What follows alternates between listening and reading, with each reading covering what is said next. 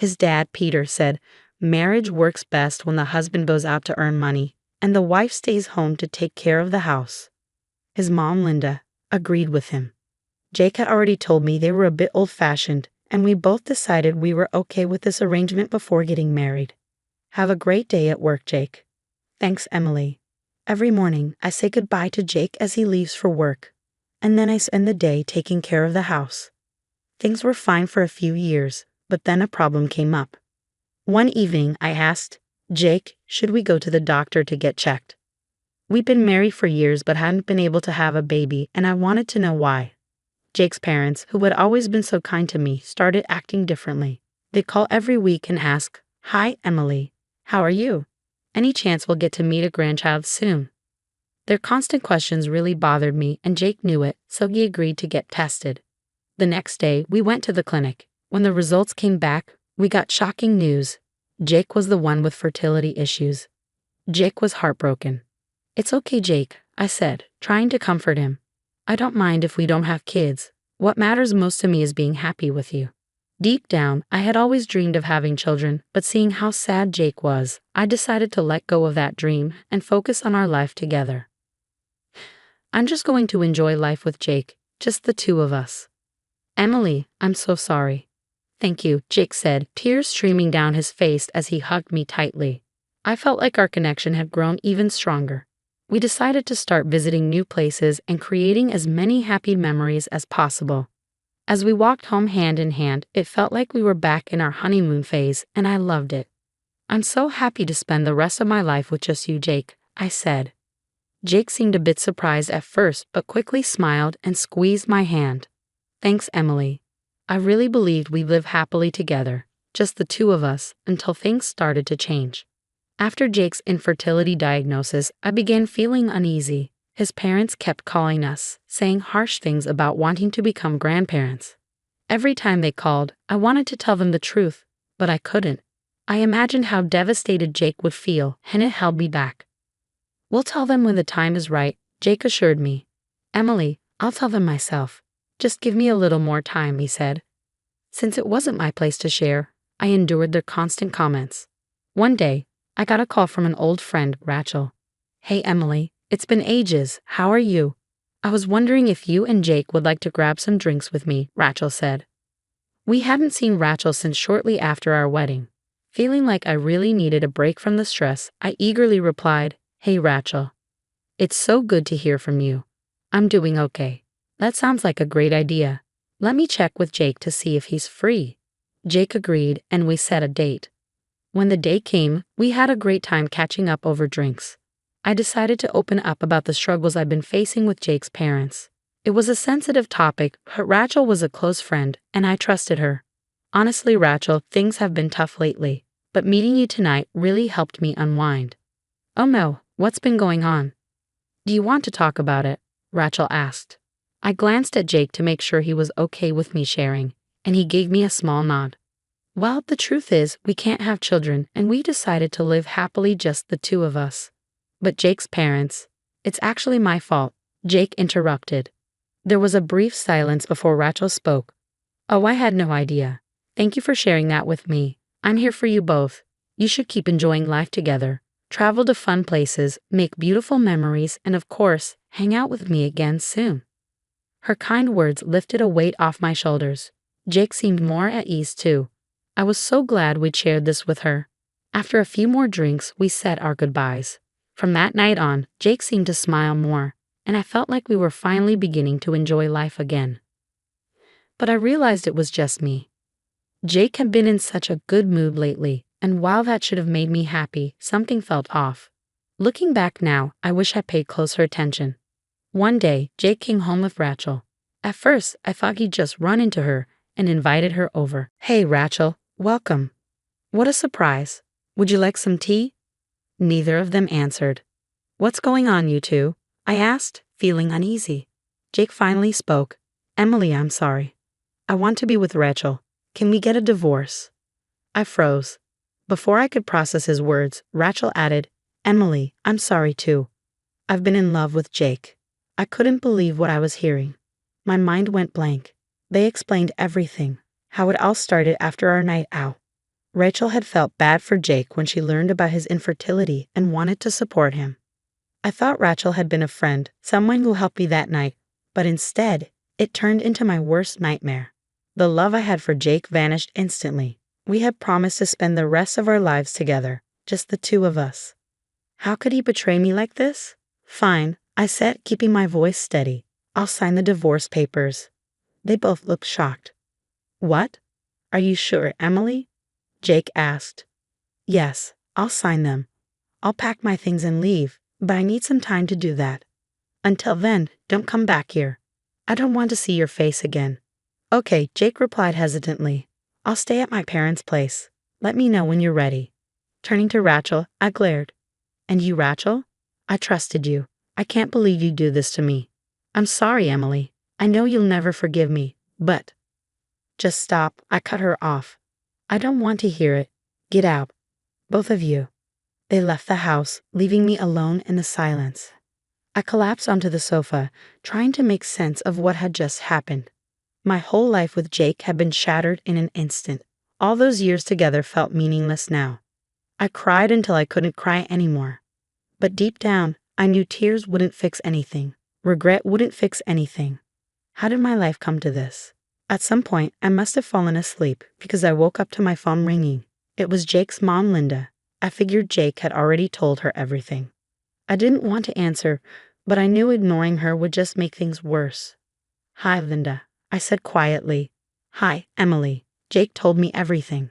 I'm sorry this happened to you, but Rachel will at least give us a chance to have grandchildren. So please go through the divorce process peacefully. I felt my heart drop. Jake hadn't told them he was the one who was infertile. He let them believe it was me. I felt sorry for Linda, but I also felt angry. Oh, okay, I said, keeping my tone neutral. Just pack your things and leave Jake's house soon. Thank you for taking care of him all these years. I know cheating on you was wrong, but please try to forgive him. I wish you the best in your future. Thank you. Goodbye, I said flatly before hanging up. What was wrong with these people? They used to be so kind to me, but now they acted like I didn't matter. Oh right, they never really cared about me. They only cared about getting a grandchild. For a moment, I thought about telling them the truth, that Jake was the one who couldn't have children. But I decided against it. If I told them, I'd probably end up being blamed and feeling even worse. I made up my mind I wasn't going to bother with Jake or Rachel anymore. Whatever happened to them was no longer my concern. I started packing my things. Since I'd been a full-time housewife, I decided to move back in with my parents until I could find a job. When I told my parents about everything, they simply said, "Come home." I didn't want to stay another moment in the house I had shared with Jake, so I packed up quickly and left. When I arrived, my parents greeted me with warm smiles. I tried not to cry and just said, "I'm home." They didn't ask too many questions about what had happened. Instead, we talked about simple things and enjoyed our time together. My dad was so happy I was back that he drank way too much that night, while my mom smiled at him lovingly. Their kindness touched my heart. Though I didn't say it out loud, I thought to myself, I'm sorry for making you worry. That night, we had a peaceful, happy family dinner. Not long after, the divorce was finalized. Jake and Rachel had to pay me alimony, and I began a new chapter in my life. I quickly got a job, an office job. I was nervous because I had never worked before, but I was lucky to find myself surrounded by kind and supportive coworkers. Slowly, I started to feel more secure in my life. While living with my parents, my broken heart began to heal. They told me I could stay as long as I needed, but after a while, I decided to move out and live on my own. I needed a quiet space to relax and focus on myself. One night, I decided to go out alone for a drink. It had been a busy few months, and the cold beer felt amazing. As I glanced around the bar, I noticed a man drinking alone. There was something about the way he sipped his beer. It made me stop and stare. I didn't know it at the time, but that man would become my future husband. He wasn't particularly handsome, and to be honest, he looked a bit like a potato. He wasn't my type at all, but there was something about him that caught my attention. Maybe I noticed him because I was still nursing my heartbreak. Is there something on my face?" he asked, breaking me out of my thoughts. I realized I had been staring at him and made him uncomfortable. "Oh, sorry, you just looked so good drinking that beer," I said, feeling embarrassed. He blushed. His name was Brian. He was my age, and we ended up talking for hours. 3, to be exact. Steve would often joke, "Who are you calling potato head? I'm not a potato head." He knew he looked like a potato head, and he made cynical, funny jokes about it just to make me laugh. His humor helped me get to know him better, and soon we decided to exchange numbers. I shared everything about my past with him. He just listened, gave me kind words, and told me I deserved better.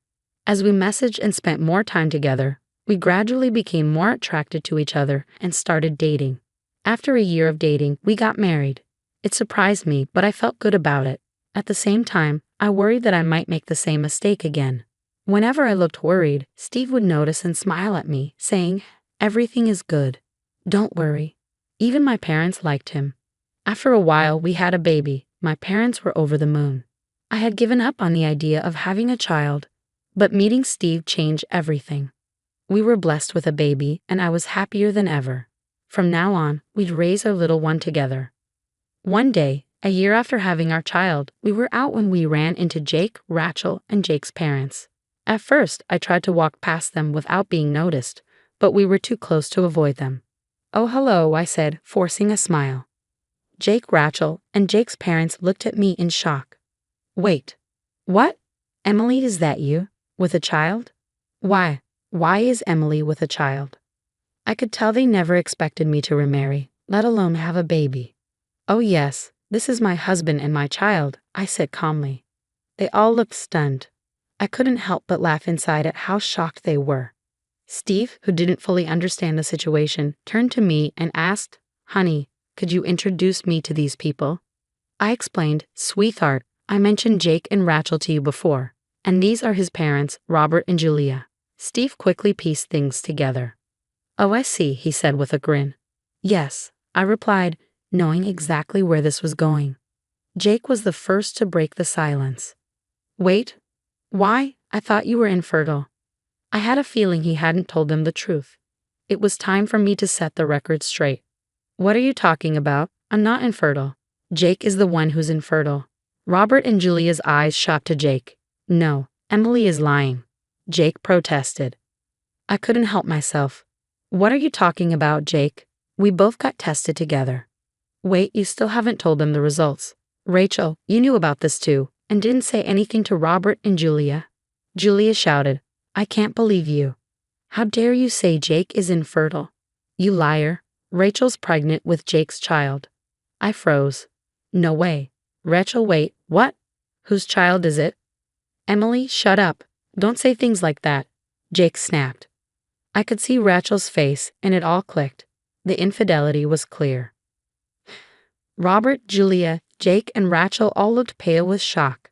Emily, let's go now," Steve said. "I hope you all have a great day. Excuse us." Steve grabbed my hand, and we quickly walked away. The four of them just stood there, awkwardly staring at us.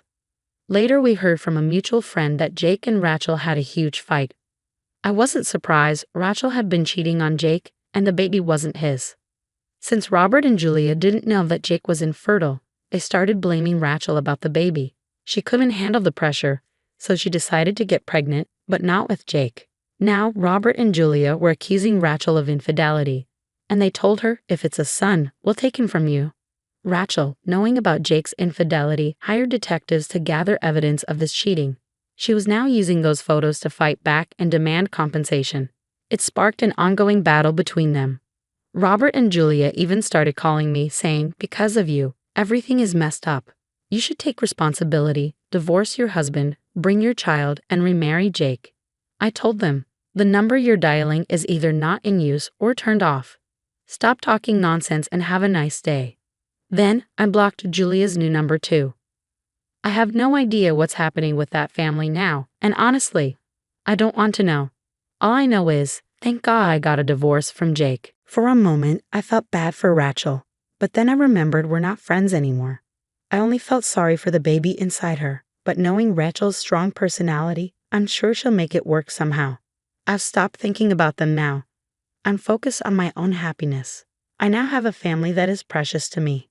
Using that toxic family as a reminder of what not to do, I've promised myself to take good care of my precious family. Hi, I'm Susan, and I'm 30 years old. I met my husband Ethan through a mutual friend, and after 2 years of dating, we decided to get married. While we haven't started a family yet, we're thoroughly enjoying our life together. Ethan's family owns a successful factory with around 50 employees. The company was founded by his late father and has flourished thanks to the hard work of everyone involved. Right now, Ethan's sister Maria runs the business. She's unmarried and has a natural talent for leadership, which she seems to have inherited from their mother, both of whom are exceptional communicators. Maria is warm and welcoming. She made me feel like a sister the moment we met, a stark contrast to the way I grew up with my brothers. However, not everything is without challenges. The factory is close to our family home, and since Ethan's father passed away, my mother-in-law has retired and spends her time looking forward to our 2 p.m. coffee breaks, which I've come to dread. Every time I'm asked to fetch her coffee, it feels like my mood sinks. She uses these breaks to express her discontent, often questioning why Ethan and I haven't had children yet, a subject that's out of our hands. If I don't respond to her probing, she becomes irritated and says hurtful things, questioning my worthiness as Ethan's wife and even making cruel remarks about my late parents. The tension between us dates back to when I first met Ethan's family. Upon learning that both of my parents had passed away, my mother from cancer when I was 8 and my father from a heart attack when I was 18, my mother-in-law was visibly shocked. I had a tough childhood, but my father raised my brother and me on his own, and I miss him deeply, especially since he passed away before I had the chance to truly show him how grateful I was for everything he sacrificed.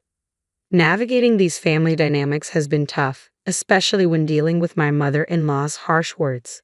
Yet despite these challenges, the bond I share with Ethan and the kindness I've received from parts of his family, especially Maria, has given me strength. I'm learning how to handle the more difficult relationships with grace. People often express sympathy when they learn about my past, acknowledging the hardships I must have faced growing up without my parents. However, my mother-in-law's reaction was different. "So you might not live long either, huh?" she remarked once, leaving me stunned with her blunt, insensitive words. Ethan was just as shocked as I was, but my mother-in-law continued as if it were a practical concern. As I struggled with my place in the family, Maria, who had been quiet until then, suddenly made her stance clear. Slamming her hand on the table, she interrupted the tension with a firm voice that cut through the silence. When my mother-in-law tried to seek Maria's support, saying, "Right, Maria? You agree with me, don't you?" Maria responded with a frosty glare and said, "What are you talking about? Ethan chose Susan himself, and she's wonderful. Why can't you support that?" Her protective words took my mother-in-law by surprise, and from that point on, the overtly harsh comments stopped, at least when others were around. The subtle digs, however, continued, especially during our one-on-one coffee breaks, where I could always sense her disappointment if I, not Maria, was the one bringing her coffee. Thankfully, Ethan and I didn't live with his family. We rented a nearby room, which provided some distance from her negativity, limiting our interactions to those brief coffee moments. Our respite from living under the same roof was cut short when a record-breaking hurricane caused severe damage to our apartment. The ceiling leaked so badly that it became uninhabitable. As we tried to manage the situation, Maria suggested we stay with them, smiling innocently as she offered a solution. "Why worry? Just stay with us. Your commute will be 25 seconds. Given the circumstances, we moved in with Ethan's family temporarily. When we arrived, my mother-in-law greeted us with a warm, though mostly directed at Ethan, "Welcome home, Ethan. It must have been tough, but Mom is happy we can live together again." Ethan, however, seemed distant, almost rebellious in his response. After a moment, my mother-in-law noticed me and remarked, "Oh, Susan, you're here too. I didn't notice because you're so quiet. Smile more." Her attempt at lightheartedness only added tension to the already strained atmosphere reflected in Ethan's frustrated expression. The dynamic in the house felt off, but this experience only highlighted the complex layers of family interactions and the resilience needed to navigate them, especially now that we were living under the same roof following the hurricane damage to our apartment. When we moved in with my in-laws, I knew adjusting to life under the same roof would be a challenge. To show my appreciation, I decided to cook a simple but hearty dinner on our first night: bread soup and steak. Both my mother-in-law and sister-in-law complimented the meal, easing some of my tension and offering me a brief moment of relief. However, just as I thought dinner was winding down, my mother-in-law surprised everyone by standing up, humming cheerfully, and retrieving a container from the fridge. She then generously topped her steak with its contents, which to my shock, was jam. The sight of jam on a perfectly cooked steak caught everyone's attention. My husband, sitting next to me, looked visibly disgusted, while Maria rolled her eyes and commented that no amount of persuasion could stop their mother from her peculiar food habits. She then burst into laughter. The pairing was, indeed, unusual. When you eat something salty, you crave something sweet, right? My mother-in-law explained, clearly pleased with herself. Despite her enthusiasm, the thought alone made my stomach churn. Sensing my hesitation, she encouraged me to try it, proclaiming it was delicious. I forced a smile, but it clearly didn't satisfy her. I'm recommending it for a reason. You might live longer if you follow my example, she added cryptically before leaving the room. Afterward, my husband and Maria quickly apologized for her strange behavior, explaining that their mother had an intense sweet tooth and never felt her day was complete without something sugary. They were amazed her health checkups always came back normal despite her odd diet. Maria revealed that she was often sent to buy cake because their mother found it embarrassing to do so herself. This errand had made Maria quite familiar with all the local cake shops. Ethan chimed in, expressing concern about their mother's health habits and feeling guilty that Maria often had to manage their mother's whims alone. Well, I think you guys will have to help out more from now on, Maria said with a cheerful grin, suggesting that we might be in for more lively interactions with their mother while living together. Despite the challenges of living with my in-laws, there were some perks, like the drastically shorter commute, but it also meant navigating the complex web of family dynamics, dietary quirks, and unexpected comments all under one roof. I had taken on the responsibility of managing the household chores, trying to keep everything in order before and after my workday. But despite my efforts to engage with my mother-in-law, she frequently dismissed me or reacted coldly. Regardless of her attitude, she never missed an opportunity to criticize the children during our coffee breaks. Since relocating here, my days had become increasingly difficult due to the added stress, which was starting to show in my mood. Ethan noticed this shift and suggested multiple times that we should visit a doctor together. He even proposed escaping to a hotel for a short break, but I declined, considering it an unnecessary expense, especially since the nearest hotel was quite far away. The situation worsened when my husband announced an upcoming week-long business trip, and to my dismay, Maria would be accompanying him. This meant I'd be alone with my mother-in-law, which filled me with dread. Though he offered to take me along, I decided against it, hoping I could endure the week on my own despite feeling unwell. On the morning they left, Maria sent me a message titled Mother-in-Law Survival Guide. The message humorously advised, if anything happens, just give her cake, and you'll be fine. It included a list of local cake shops and her favorite selections from each. Surprisingly, the quirky guide brought me some comfort as I braced myself for the tough week ahead. I was holding onto a fragile thread of optimism, convinced that once the week passed, our home renovations would be finished and I could return to our usual living situation. But that hope quickly faded on the first evening alone. I came home from work to find my mother-in-law blocking the entrance with an air of confrontation. She demanded, "You know why I'm angry, don't you?" I responded, a bit exasperated, "No, I'm not psychic." It turned out I had missed the scheduled 2 p.m. coffee breaks, something that slipped my mind amidst the chaos of juggling work and home responsibilities. With my husband and Maria away, I had hoped my mother-in-law would understand, given her own work history. But instead, the moment we were alone, she lashed out at me, accusing me of starting this harassment and calling me a wicked woman. I was stunned, feeling an overwhelming sense of disconnect. All I had done was inadvertently forget a couple of coffee breaks, yet I was being treated with such hostility. I counted down the days until my husband and sister-in-law returned, clinging to the hope that I just had a few more days to endure the tense atmosphere. During a particularly rough day, I bought a cake on my lunch break and left it in the office fridge, planning to use it as a peace offering for my mother-in-law. When I mentioned the forgotten cake later, her demeanor shifted completely from anger to delight. "Let's just forget today happened. Just don't forget tomorrow, okay?" she said with renewed cheerfulness before returning to her room. From that point on, I made a point to remember the coffee breaks, dreading the fallout if I slipped up again. But the stress of it all began to take a toll on me. The morning my husband and Maria were due back, I was overwhelmed with nausea, headaches, and a total loss of appetite. I couldn't manage work, so I took the day off and went to the hospital. The doctor's words shattered me. "It's quite serious.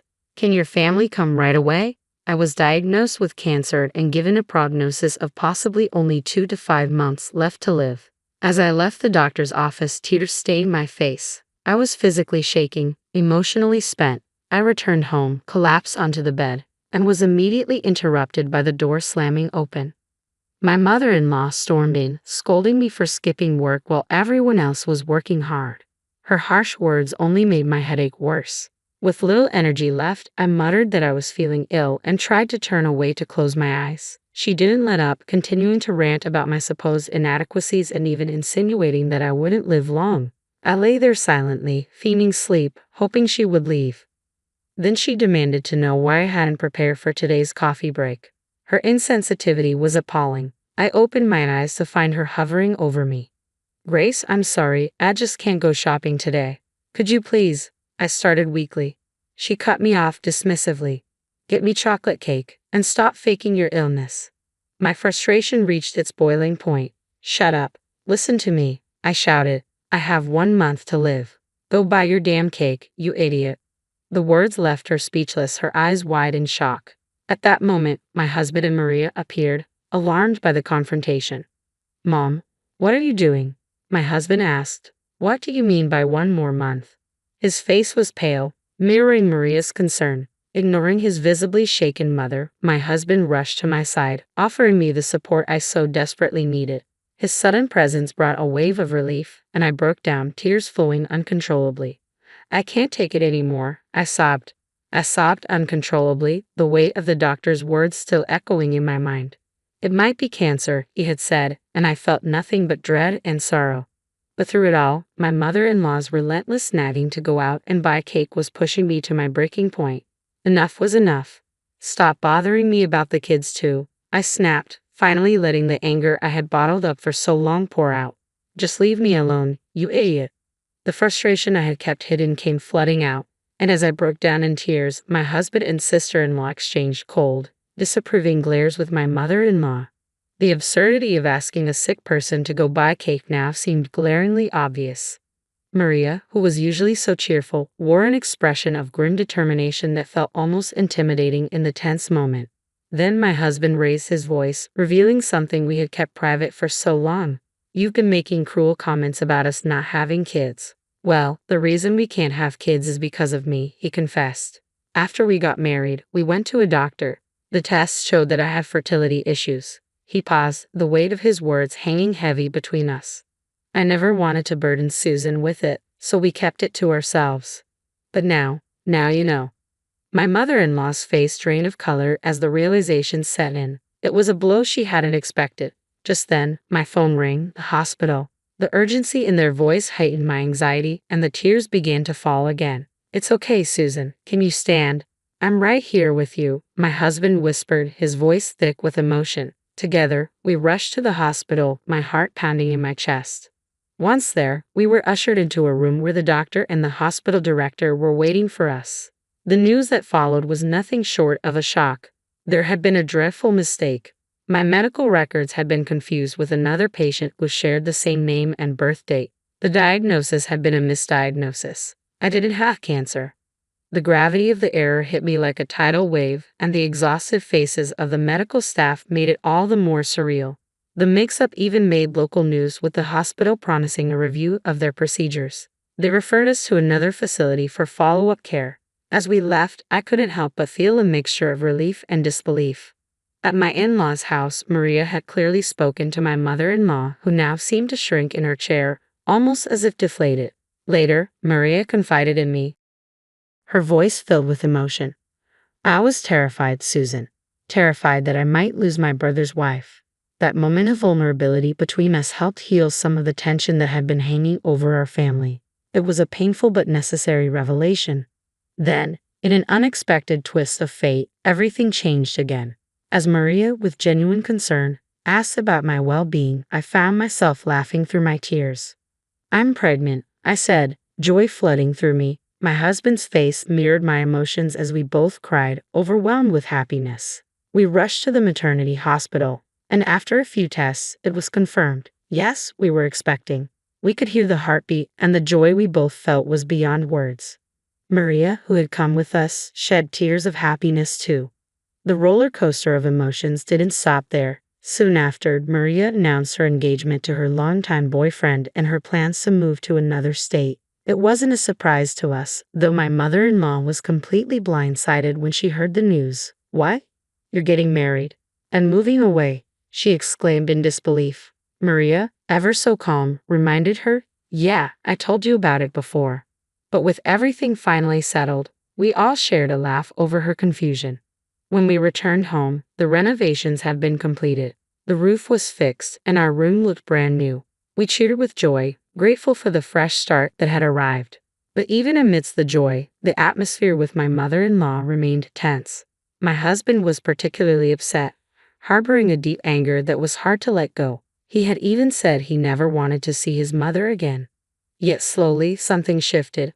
My mother-in-law began to show up more often, but not with cakes as she had before. Now she brought healthier options like biscuits, a sign that she was trying to change. And now that she knew she would soon be a grandmother, she seemed to be softening. The employees who had worked with my father-in-law when he was CEO seemed pleased to see her, and I started to realize that she wasn't entirely unkind, just a bit misguided. Over time, our interactions improved. She began to help more, buying diapers, leaving homemade side dishes outside our door in a cooler so as not to disturb us. These thoughtful gestures started to mean more to me, and I began to see that we could actually get along. The moment that sealed this transformation came shortly after our daughter Catherine was born. My mother-in-law took my hand, her eyes filled with tears, and she said, "Thank you, Susan. Really, thank you." Her sincerity in that moment was the first real sign of change, and I knew it was genuine. Maria, too, seemed to be thriving in her new life. She recently shared her pregnancy news with us, and it felt like a full circle moment. Soon, we would all be gathered together at the in-laws' house, sharing a meal, not in tension, but in harmony. It felt like a new beginning, one I had never expected, but welcomed with open arms. Hello, I'm Patricia, 48 years old, and I live with my husband Ethan and my mother-in-law in a well-connected suburb close to the train station, which provides excellent access to the city center. During our house hunting phase, Ethan, who had just been promoted to a managerial position, insisted on finding a spacious apartment, even though it came with a high rent. He believed the extra space was worth the cost. Ethan is 6 years older than me and was introduced to me by a mutual friend after his divorce. His mature, comforting presence quickly became something I relied on. After 3 years of dating, we decided to get married. When I revealed my struggles with infertility due to a past illness, his affection remained unwavering.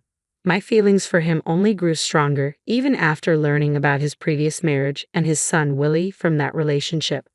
"I'm truly sorry to ask you to live with my parents and son," Ethan had said. "I promise I won't let you suffer. I'll ensure you're happy and give you space so you don't feel suffocated." He suggested moving into a large apartment where I could have my own room. Willie turning 9 that year wouldn't require much care, especially with his grandmother around to help. After his divorce, Ethan's parents had supported him with childcare till his father tragically passed away in an accident, leaving his mother to take over as Willie's caretaker. From our very first meeting, Willie barely made eye contact with me. Initially, I attributed his reserved demeanor to his age and possible shyness, so I didn't let it bother me too much. As long as the family accepted me, I felt content to be part of their household. My mother-in-law, a woman of quiet elegance, treated me with kindness during our formal introduction post-engagement, which gave me hope that we could coexist peacefully. She set clear expectations from the start. I'll continue to prepare the meals as usual. Ethan often comes home late, so it's fine if we eat at different times, right, Patricia? I'll leave the cleaning and laundry to you. Let's work well together, she said. After we married, I transitioned from full-time to part-time work at the pharmacy to better manage the household chores. This new schedule meant I wouldn't get home until nearly 9:05 p.m., but at least dinner was always ready, a small comfort during my solo dining routine. My mother-in-law and Willie typically ate before I arrived, which reinforced a sense of isolation even within my married life. At first, I wondered if this was all there was to family life. but I gradually accepted it as our way. Despite our seemingly smooth start, it became evident that my mother-in-law never truly accepted me or considered me part of the family. In my attempts to bond with Willie, I asked about his school activities. "Willie, when is the school's activity day before summer? We're all going to see you, aren't we?" Before he could answer, my mother-in-law quickly intervened, saying, "We'll go, just Ethan and me. Patricia, you don't need to worry about it." Misunderstanding her intentions, I persisted, "I can take the day off work. Let's all go together."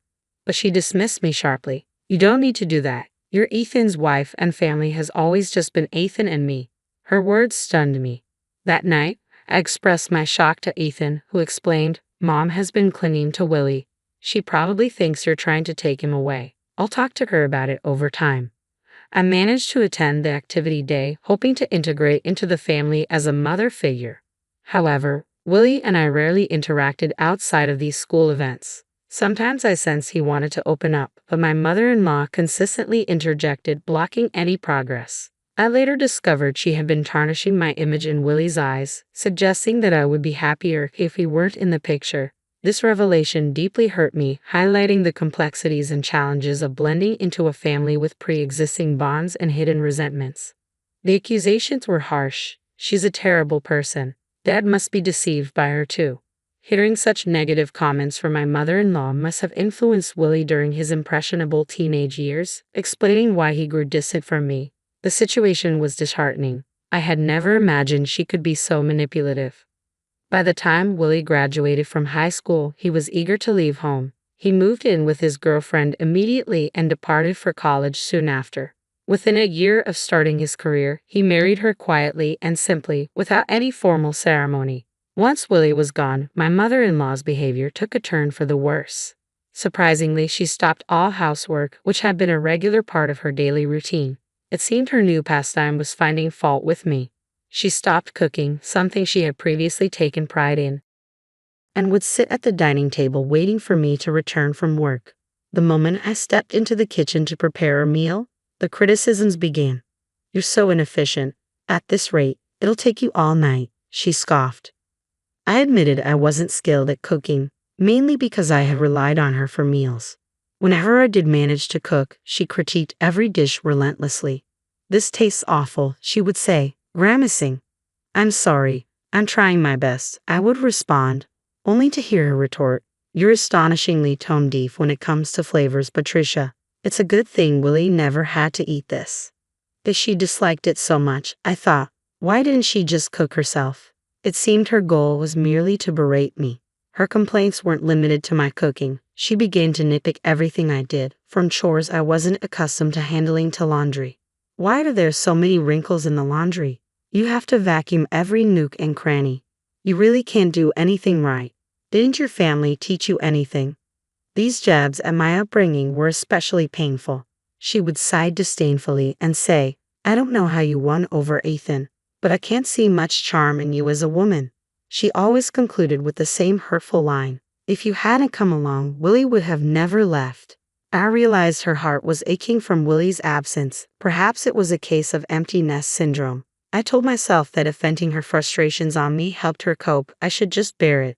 However, her antagonism intensified after a particular event: the announcement of Willie's wife, Teresa, being pregnant. The joy she displayed was unlike anything I had seen before. "It's Will's baby. It's bound to be adorable. He'll be my first grandchild," she exclaimed with genuine happiness, watching their elation. Despite the ongoing challenges at home, I found a small piece of joy for myself.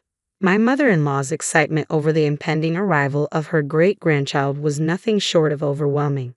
The catalyst for her exuberance came when Willie asked if his wife, Teresa, could have their baby at our place, given that her family lived an hour away and they lacked local support. Thrilled to be needed, my mother-in-law immediately agreed to help. Joy palpable. Willie's calls became a daily occurrence, each one sending her excitement soaring even higher. She dove into preparations with fervor, clearing out Willie's old room, organizing the space for the baby, and meticulously planning everything from nursery decor to essential baby supplies. The moment I got home from work, she enlisted my help. "Patricia, I've taken care of the vacuuming in Willie's room. Could you handle wiping down the floors and the windows? And make sure to wax them too, she instructed, her tone urgent. This weekend, we're off to buy a crib, she added, as if it were the most natural plan for our weekend.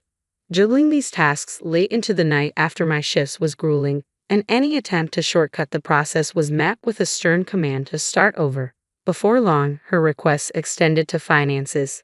Patricia, I need you to withdraw some money tomorrow. There are a few more things I want to pick up for the baby, she declared one morning. I hesitated, concerned by the rapid pace of spending. Shouldn't we wait for Teresa and Willie to arrive before we buy so much? Maybe Teresa would like to choose some things herself, I suggested, hoping to inject some practicality into the frenzy. Her response was sharp and dismissive. How can you be so detached? It's Ethan's grandchild, after all. Oh, but of course, you're not related by blood. You wouldn't understand, would you? The accusation stung, and I tried to clarify my position gently. It's not that I don't care. I just thought it might be nice for Teresa to have a say in her own child's preparations, I explained. But my attempt to reason with her seemed to hit a nerve. She shot me a piercing glare, and I realized I may have crossed the line. I watched helplessly as she turned and retreated to her room, deeply upset. That night, I reflected on our harsh exchange, feeling the weight of her words. The following morning, she stayed in her room, likely still angry about our conversation. Ethan was about to leave on a business trip when he paused at her door to make a final remark. I'm heading out. Don't dampen Mom's enthusiasm about the grandchild. She's been different since Willie moved out. You've noticed it too, right? I nodded but added, however, if we use up all our funds now, what will we do when Willie and Teresa need our help? Ethan frowned, misunderstanding my concern. Are you suggesting? I don't make enough money, Ethan said, but I quickly reassured him. That's not it at all. However, it was too late. He left visibly upset, leaving me alone to ponder the delicate balance of family dynamics and financial responsibility. As the one managing our household finances for over 12 years, I considered it prudent to think ahead. Ethan had always reassured me that my part-time income was for my own use, so I diligently saved whatever I didn't spend, viewing it as a shared resource for our future. However, the financial stability of our household had been steadily deteriorating over the past 4 years. Ethan's salary had shrunk to a third of what it was when we first got married, due to his company's declining performance. Despite the uncertainty about the company's future and his job security until retirement, Ethan was reluctant to seek new employment, unwilling to relinquish his role as department head, primarily to maintain appearances in front of my mother-in-law. As a result, I took on the responsibility of paying our rent while he managed other living expenses. We kept this arrangement hidden from my mother-in-law to preserve Ethan's dignity. One day, feeling the weight of recent tensions, I decided to leave work early to apologize to my mother-in-law. When I arrived home, she was already seated at the dining table, waiting for me. I'm sorry about yesterday. I may have been too harsh, I began, but she interrupted me with an icy demeanor. Willie and Teresa are coming back to have their baby here. I need you to move out, she stated bluntly. Stunned, I barely managed to ask, I have to leave. She confirmed, yes, we don't need another mother figure. You've been redundant for a while now. Willie and his family will be living here. Make sure you're out by tomorrow. Her words hit me like a freight train. I had never felt fully accepted by the family. I had always been the outsider. Now, with Willie's return for the birth, it was clear I was a failure. You were allowed to experience raising a child. Be grateful for that. We have no obligation to support you anymore. It seems Ethan is tired of you too. Maybe he's getting along well with a new girlfriend by now. Shocked and heartbroken, I grabbed my bag and left the house, wandering aimlessly to calm my shaken spirit. I tried calling Ethan, but despite my mother-in-law's insinuations, he didn't answer, no matter how many times I dialed. I even called his office only to find out he had taken a few days off. The suspicions seated by my mother-in-law started to seem more plausible. Overwhelmed with emotion and tears streaming down my face, I found myself in front of the pub near the station, a place Ethan and I used to frequent when we first moved here. It still stood as a relic of happier times. As I entered, the owner's face clouded with concern before he recognized me. Hey, long time no see. It's been about 6 years, I replied, trying to muster a smile despite my distress. Yes, it's been a while. I remember you, he said, offering a nod of recognition that brought a brief sense of relief. Can I get a beer and a mixed plate of charbroiled chicken? I asked for a small comfort in this familiar place, a refuge from the storm swirling through my life. As I settled into the pub, I engaged in light conversation with the owner, a man of few words, while sipping my cold beer and savoring the charbroiled chicken. Pulling out my cell phone, I lit up the screen to reveal a photo of Ethan and me taken on Willie's 17th birthday. He looked dashing in the slim suit we had chosen together, and I found myself wishing for a closer family bond. The beer seemed to wash away the day's troubles, and as I contemplated my next steps, I browsed for moving companies, discovering one available for the next day. I bookmarked a couple of junk removal services, saving their contacts in my favorites, and changed my screensaver to something less personal. A sense of mental clarity began to return, and the meal tasted exceptionally good. Perhaps a small comfort amid the chaos. I decided to give the situation more thought once I was back home. As I walked away from the pub, a young waitress hurried towards me. "Excuse me, are you Mrs. Patricia?" she asked. Having noted my previous screensaver, she hesitated, then dropped a bombshell. She believed my husband was having an affair with one of their employees. We exchanged contact details, and she promised to keep me updated. Suddenly, the pieces began to fit together, validating the harsh words of my mother-in-law.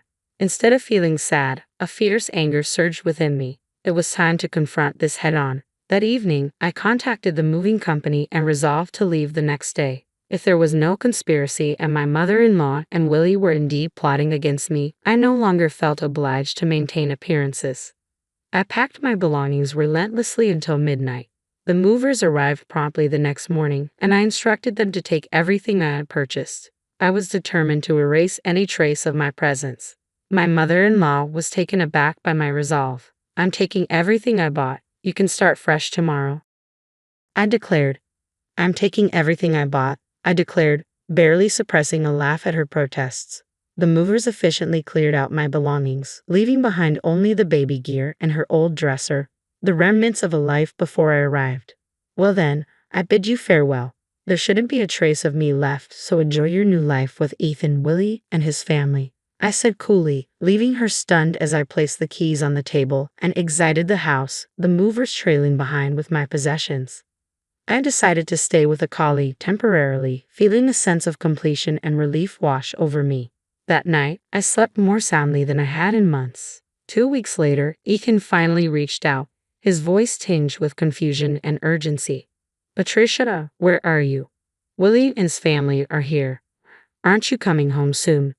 "No, I'm not coming back," I replied firmly, recalling his mother's command for me to leave.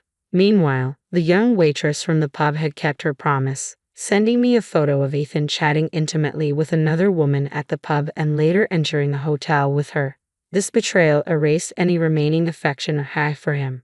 Armed with evidence of the affair, I was ready to confront the situation fully.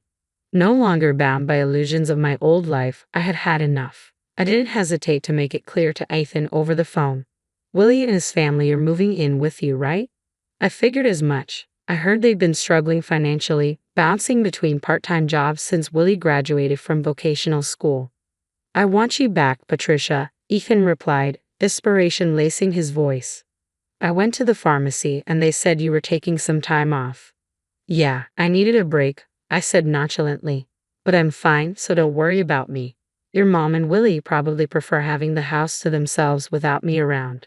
My blunt remark left Ethan speechless. He knew all too well that his mother and Willie had never accepted me, but he chose to ignore it.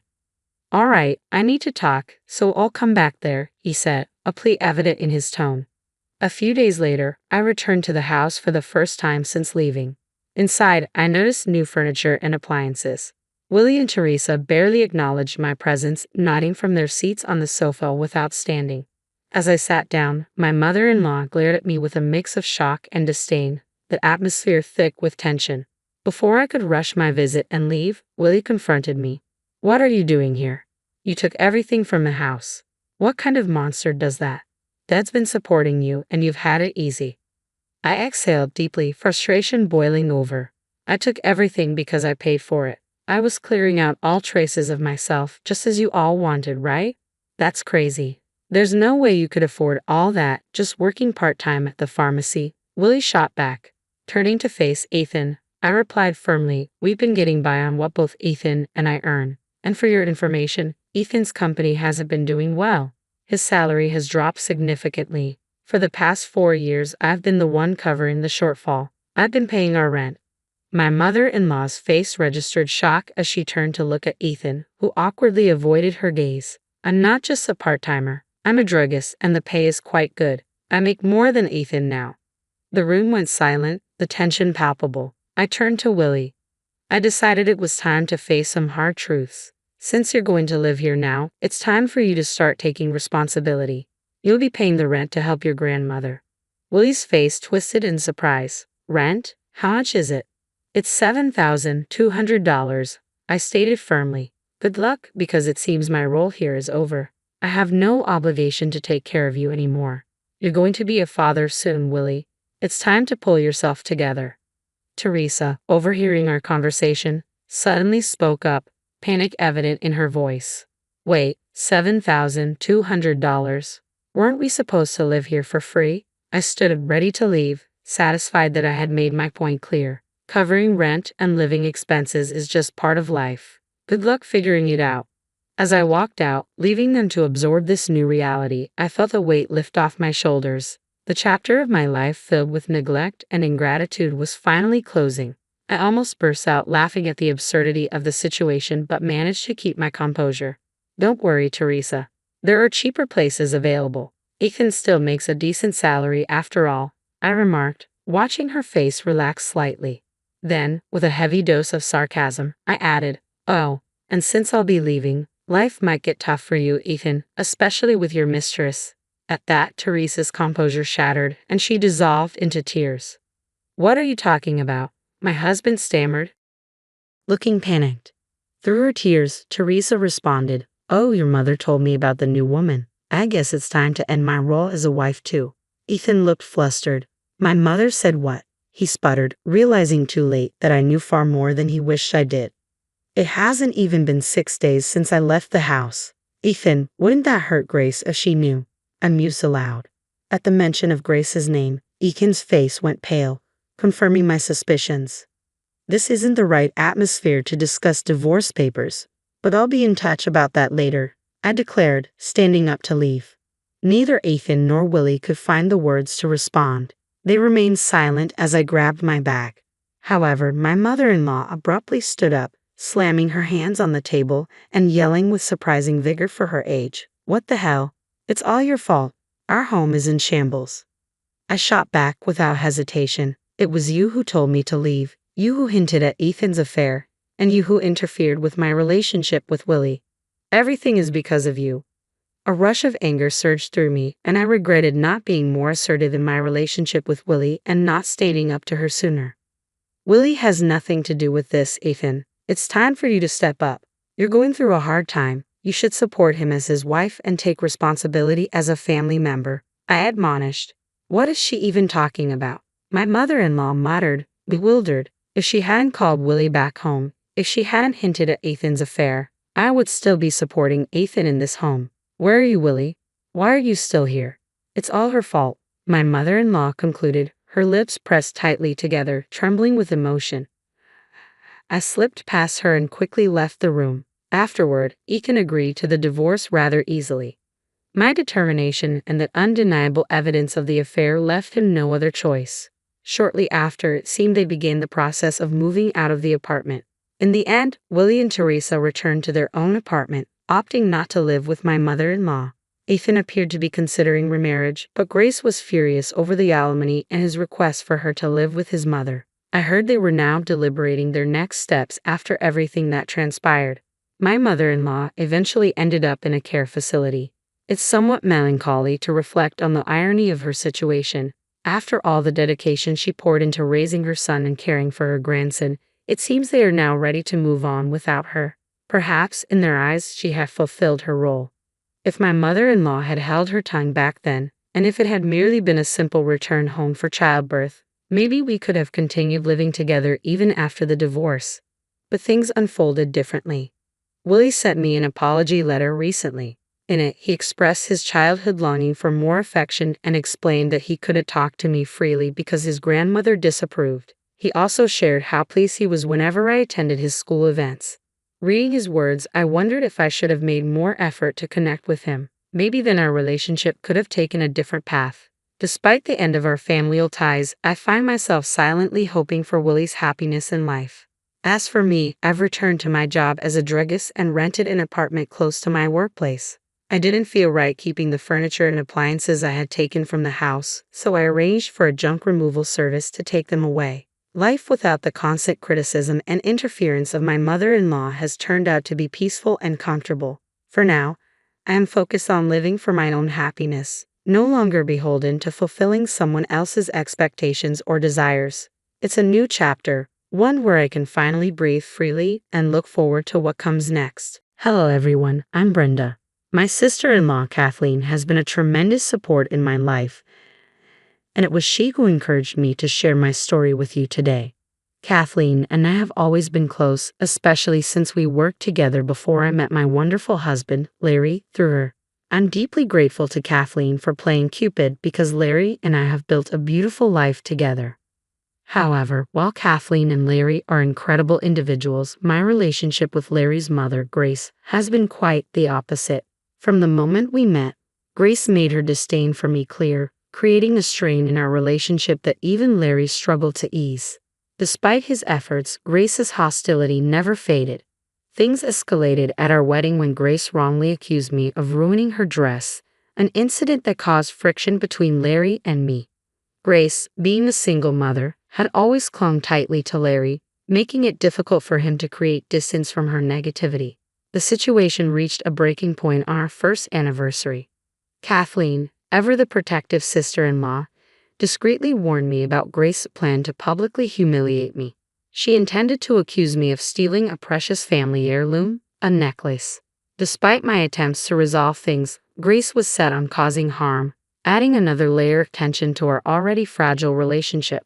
As our anniversary approached, I felt torn. I wanted to celebrate peacefully, but Larry insisted on including his mother. Grace's potential interference loomed over the celebration, threatening to overshadow what should have been a joyful milestone.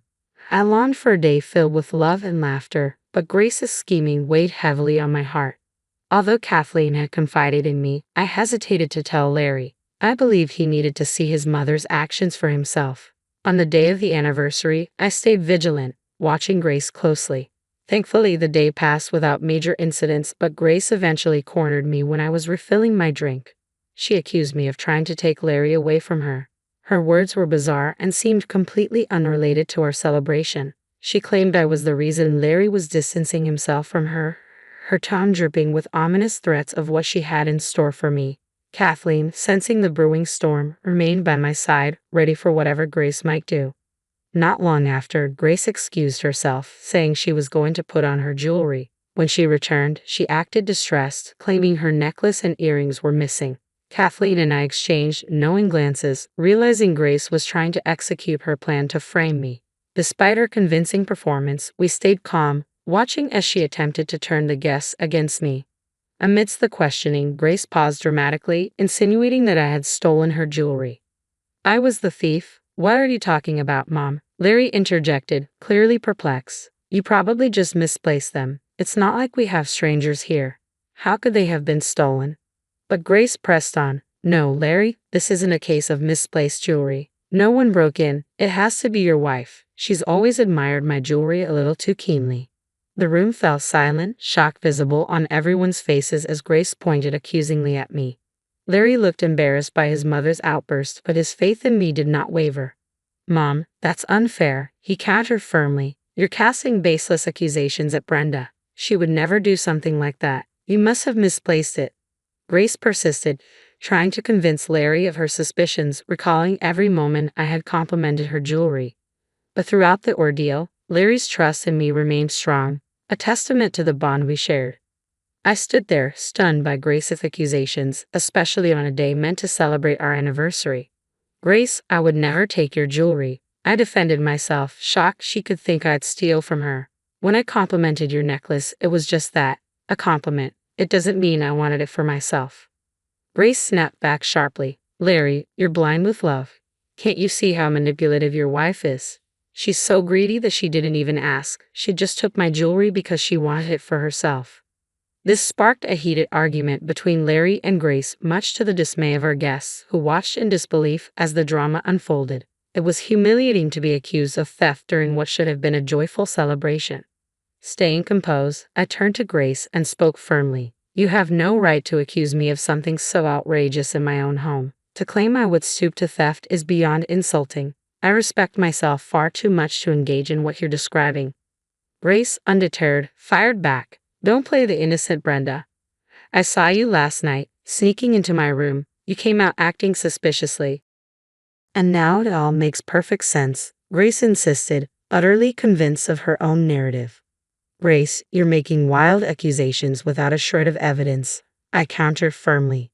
You have no proof, and it's wrong to tarnish my reputation based on nothing. Who knows what you've done with your jewelry? You can't just blame me. If you think I'm lying, then let's check your room. I'm certain we'll find my jewelry there, Grace proposed, her voice filled with conviction.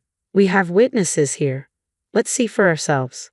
Larry, it's inappropriate and disrespectful to invade our privacy based on mere suspicions, I protested. We can't allow your mother to keep pushing this. If we give in now, everyone will doubt my integrity forever. The tension was thick, and it was clear something needed to be done to resolve the situation without compromising our dignity. As difficult as it was, I knew we had to clear the air and prove my innocence without escalating the conflict. Larry stood in the middle, torn between his loyalty to his mother and his trust in me. He understood Grace's frustration but also knew how serious her accusations were. With no proof to back her claims, it was a dangerous line to cross. Realizing I needed to clear my name, Larry reluctantly agreed to his mother's demand. As the group, led by Grace, marched toward our bedroom, the tension only grew. Grace, certain of her accusations, made a beeline for my closet. She rummaged through it and then triumphantly held up her jewelry box. Look, Larry, I found my jewelry in your wife's closet. See? She did steal my things. She's greedy and jealous. No, this can't be, Larry said, clearly conflicted but still supportive. I know my wife. She wouldn't steal from you. I don't understand how your jewelry ended up there. Brenda, you didn't take this, right? Of course not, Larry. You know I'm not a thief, I replied, keeping my voice steady despite the chaos. Oh, really, Brenda? Grace sneered. Then explain how my other jewelry set ended up in your closet too. You can't wiggle your way out of this one. You should have just confessed and returned my things. Her anger was palpable as she leveled the accusation. I'm sorry, Larry, but this is too much. I need to call the police, Grace declared, pulling out her phone and beginning to dial. Her action sent waves of shock and whispers through the guests as the situation spiraled out of control. I remained composed, despite the crushing humiliation and the harsh whispers rippling through the room as we waited for the police. Grace continued her tirade, labeling me a gold digger and turning to Larry. This proves it, Larry. I told you Brenda was no good. You need to see the truth and divorce her. No one wants a thief in the family. The situation felt like a nightmare as I stood there, holding on to my dignity amid the false accusations. I knew this moment would test everything Larry and I had built together. As the reality of the police arriving loomed closer, Grace remained unwavering in her belief that I would soon be arrested. Larry, however, expressed doubt. Mom, I don't think calling the police was the right move. You might not like how this unfolds. What do you mean, Kathleen? Grace snapped, her confidence unshaken. I couldn't just stand by and let Brenda get away with this. People who commit crimes need to be held accountable without mercy, or they'll keep doing it. I think Kathleen is right, Mom, Larry interjected, trying to defuse the situation. Calling the police could backfire on you, but now that it's done, there's no turning back. How could this possibly turn out worse for me when Brenda is the one who committed the crime? Grace retorted, eager to see her version of justice unfold. At that moment, despite the gravity of the situation, I couldn't help but laugh. Kathleen smirked and shook her head, knowing something Grace didn't. The room grew tense as everyone stared at me, confused, wondering why I would be laughing while supposedly about to be arrested. Once I regained my composure, I turned to Grace. You know, Grace, it's fascinating how meticulously you plotted to frame me as a thief. What do you mean? You were the thief. You stole my jewelry. Grace shot back, her face flushed with indignation. Oh, come on, Mom. Have some decency, Larry said, his frustration evident. We all know Brenda didn't steal your jewelry. This has been a setup from the beginning. Kathleen's sudden declaration shocked everyone, including Grace, who for the first time appeared nervous. What are you talking about, Kathleen? I haven't done anything. If anyone's a thief, it's Brenda. Quit the act, Grace, Kathleen said firmly. You thought you could frame her, but I found out. I warned Brenda you try to pull something like this. Your scheme to trap her, it's over. I confronted her directly, and the entire atmosphere shifted as the truth began to unravel. Grace's plot wasn't just an attack on me, it was an assault on the trust and harmony of our family. Even before the party began, I had sensed something was off, but her accusations during the heated exchange shocked everyone. How dare you suggest that? You're manipulating my child, making her say things without any proof, Grace fumed, her voice rising. Larry stood by me. Mom, we didn't have proof before, but now we do. The urgency to clear my name surged within me. Grace, flustered, demanded, What are you talking about, Brenda? What proof could you possibly have? Her panic became obvious as I calmly mentioned our home security system. Did you forget our house is equipped with cameras? I asked, watching as the color drained from her face. Grace's confidence began to crumble. Perhaps she assumed the cameras were only outside, unaware that her actions inside the house could also be recorded. Larry, catching on, added, That's right, I almost forgot about the cameras too. We've got them in the hallways, clear views of every room from the outside. We can check the footage and see the truth. Why do we need to check the cameras? Grace's voice wavered, tinged with desperation. I'm your mother, Larry. I'm telling you Brenda stole from me. We shouldn't need to prove anything else. No, Mom, Larry responded firmly. I thought you wanted to get to the bottom of this. I don't believe for a second that Brenda is a thief. If you're so sure, we should look at the footage together. I need to see for myself if what you're claiming is true. Otherwise, I can't believe it. Despite Grace's best efforts to stop us, I pulled at the footage on my phone. The room tense as everyone prepared to watch the events unfold, the truth about to be revealed. As the tension mounted, the police arrived. Briefed by the crowd, they quickly assessed the situation. Grace wasted no time approaching them, pointing directly at me. Officers, you need to arrest my daughter-in-law, Brenda. She's a criminal. She stole my jewelry. We found it in her closet. Arrest her now. But I was ready. I don't think so, Grace, I said, steeling myself for what was to come. I turned to the officers, interjecting firmly. I have proof that my mother-in-law set me up and is making false claims against me. One officer asked, Do you have solid evidence against her? Yes, I do, I replied confidently. My home is equipped with security cameras, and here is the footage from yesterday. I handed my phone to the officers, and they began reviewing the video. Larry and the others watched closely as well. The footage clearly showed Grace taking her jewelry box from her room and entering mine while I was out. Moments later, she reappeared without the box, confirming she had deliberately planted it in my closet to frame me. The revelation stunned everyone, especially Larry, whose expression shifted to one of anger and disbelief. Mom, how could you do this? He demanded, his voice thick with frustration. Brenda has been nothing but kind to you, and you stabbed her in the back like this. What is wrong with you? Grace, now panicked and tearful under her son's piercing gaze, attempted to explain.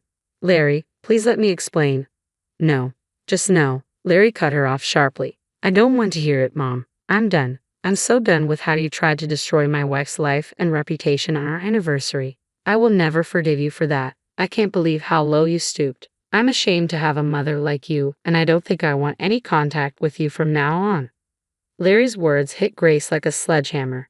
Kathleen, who had warned about this possibility, nodded in agreement, her concerns now fully validated.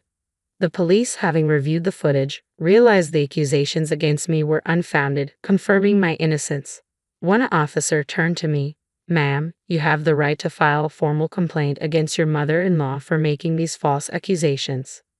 Yes, I'm aware, thank you, I replied, feeling the weight of the situation settle over me. Would you like to proceed with pressing charges? It seems reasonable under the circumstances, the officer suggested. We can take her into custody and clear this up. Yes, I'd like to press charges, I confirmed. I glanced at Larry. I'm sorry for the drama this has caused everyone tonight. Larry, are you okay with this? Brenda, what Mom did was wrong. You have my full support, Larry affirmed, his voice steady. As the officers approached Grace to place her in handcuffs, she resisted, her emotional state unraveling as she pleaded with Larry, Kathleen, and even me for forgiveness. Brenda, please don't do this. I'm your mother-in-law. What will people think if they see me getting arrested? Her desperate pleas fell on deaf ears. I remember how eager she had been earlier to see me in the same position. You didn't care about public opinion when you called the police on me, I said, my voice calm and resolute. Why should I care now? I'm justified in having you arrested after what you've done, I said firmly. The police warned Grace about resisting arrest, but her desperation had taken over. Her cries filled the room as the reality of her actions finally caught up to her. The family stood by, a mix of relief and sadness in their eyes, knowing this was a necessary step toward restoring peace and trust. I'm sorry, Brenda. I shouldn't have done this. Look, we're family. We can solve this ourselves. There's no need to involve the police, Grace pleaded, her voice trembling with desperation. Her earlier words echoed in my mind, stark against her current plea for leniency. Grace, you once said that criminals shouldn't be spared because they might become worse. Now, seeing how you could easily become a menace to society, I feel it's my duty as a concerned citizen to ensure you face the consequences of your actions, I replied, mirroring her own logic back to her. Grace looked utterly shocked as I repeated her statement. She continued to sob and mumble apologies, but her words did little to sway anyone in the room. The guests murmured their disapproval, and the police efficiently moved to take her into custody. Larry and I accompanied the officers to the station to file a formal report, while Kathleen stayed behind to manage the aftermath of the evening's drama. As we reached the station, preparing to document everything officially, I paused, wanting to make sure Larry was still comfortable with the decision. Larry, are you sure you're okay with this? If you're uncomfortable with filing the report, we can reconsider, I offered, giving him a chance to back out. No, Brenda, we're not turning back on this. We need to file the report, Larry said firmly.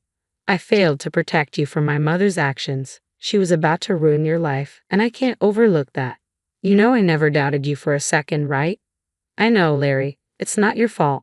Your mom's choices are her own, I reassured him, understating the emotional turmoil he was going through.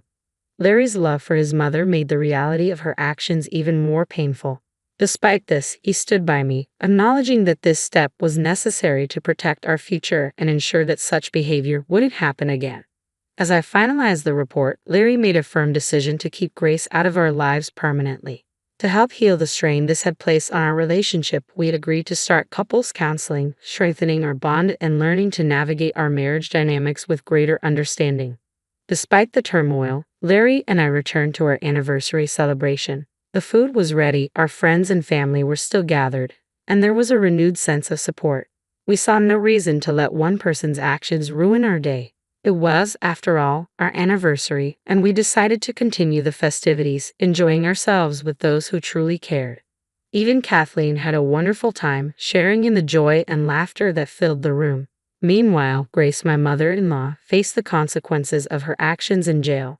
Ultimately, she chose not to let the case go to trial and agreed to a settlement through my lawyer, which provided me with a substantial sum in compensation. Though she avoided a court case, I hope this experience would prompt her to reflect on her behavior.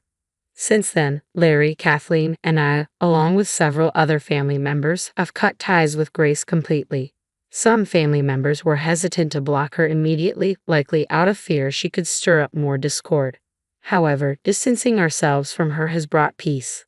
Larry and I have seen significant improvements in our marriage. The counseling has helped us rebuild with greater teamwork and understanding, and we are now looking forward to our next chapter together. We're expecting our first child.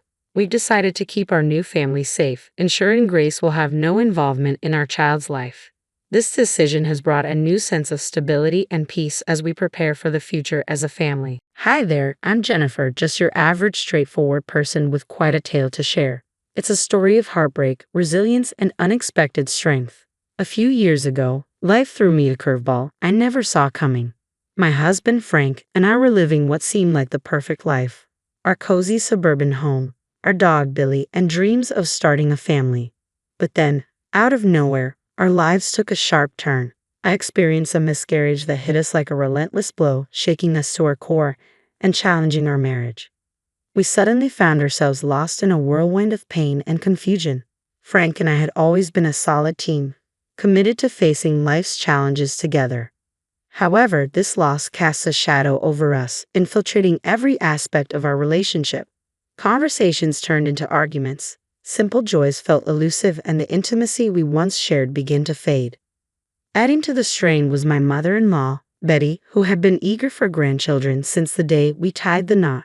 The pressure from her felt like a ticking clock, amplifying our already heavy hearts.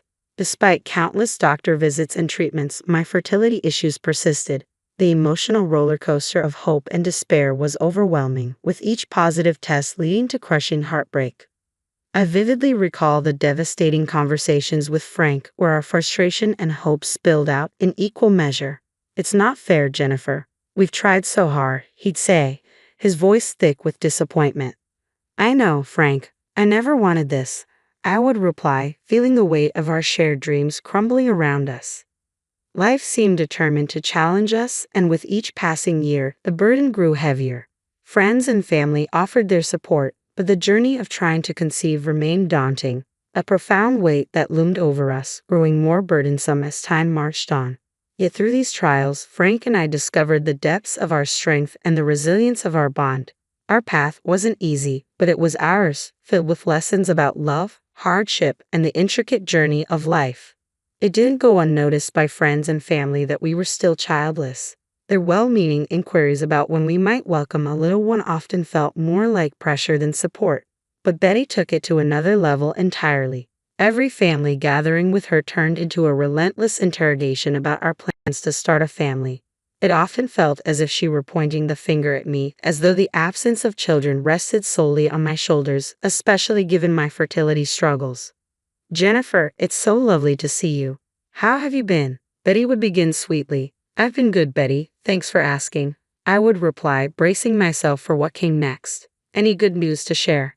How about a little one on the way?" "Betty, we've talked about this. We're still trying, but it's not that simple," I'd respond, trying to keep my frustration at bay. Trying to keep my tone light. "Oh dear, are you sure you're doing everything right? You've been married for quite some time now. Maybe it's time to see a specialist." "Yes, Betty, we've seen specialists. We're doing everything we can. It's just not happening as easily as you might think." "Well, maybe you should try some natural remedies. I've heard that herbal teas in certain positions can help. I really want a grandbaby." "Betty, this is a private matter. We're handling it the best we can," I'd insist, hoping to steer the conversation away. "Oh please, private? We're family. We should be able to discuss these things openly." "I understand that, Betty, but let's just enjoy our time together today without discussing this, okay?" "All right, dear, but tick-tock, time is wasting, and soon you won't be able to have kids." "I'll keep that in mind, Betty."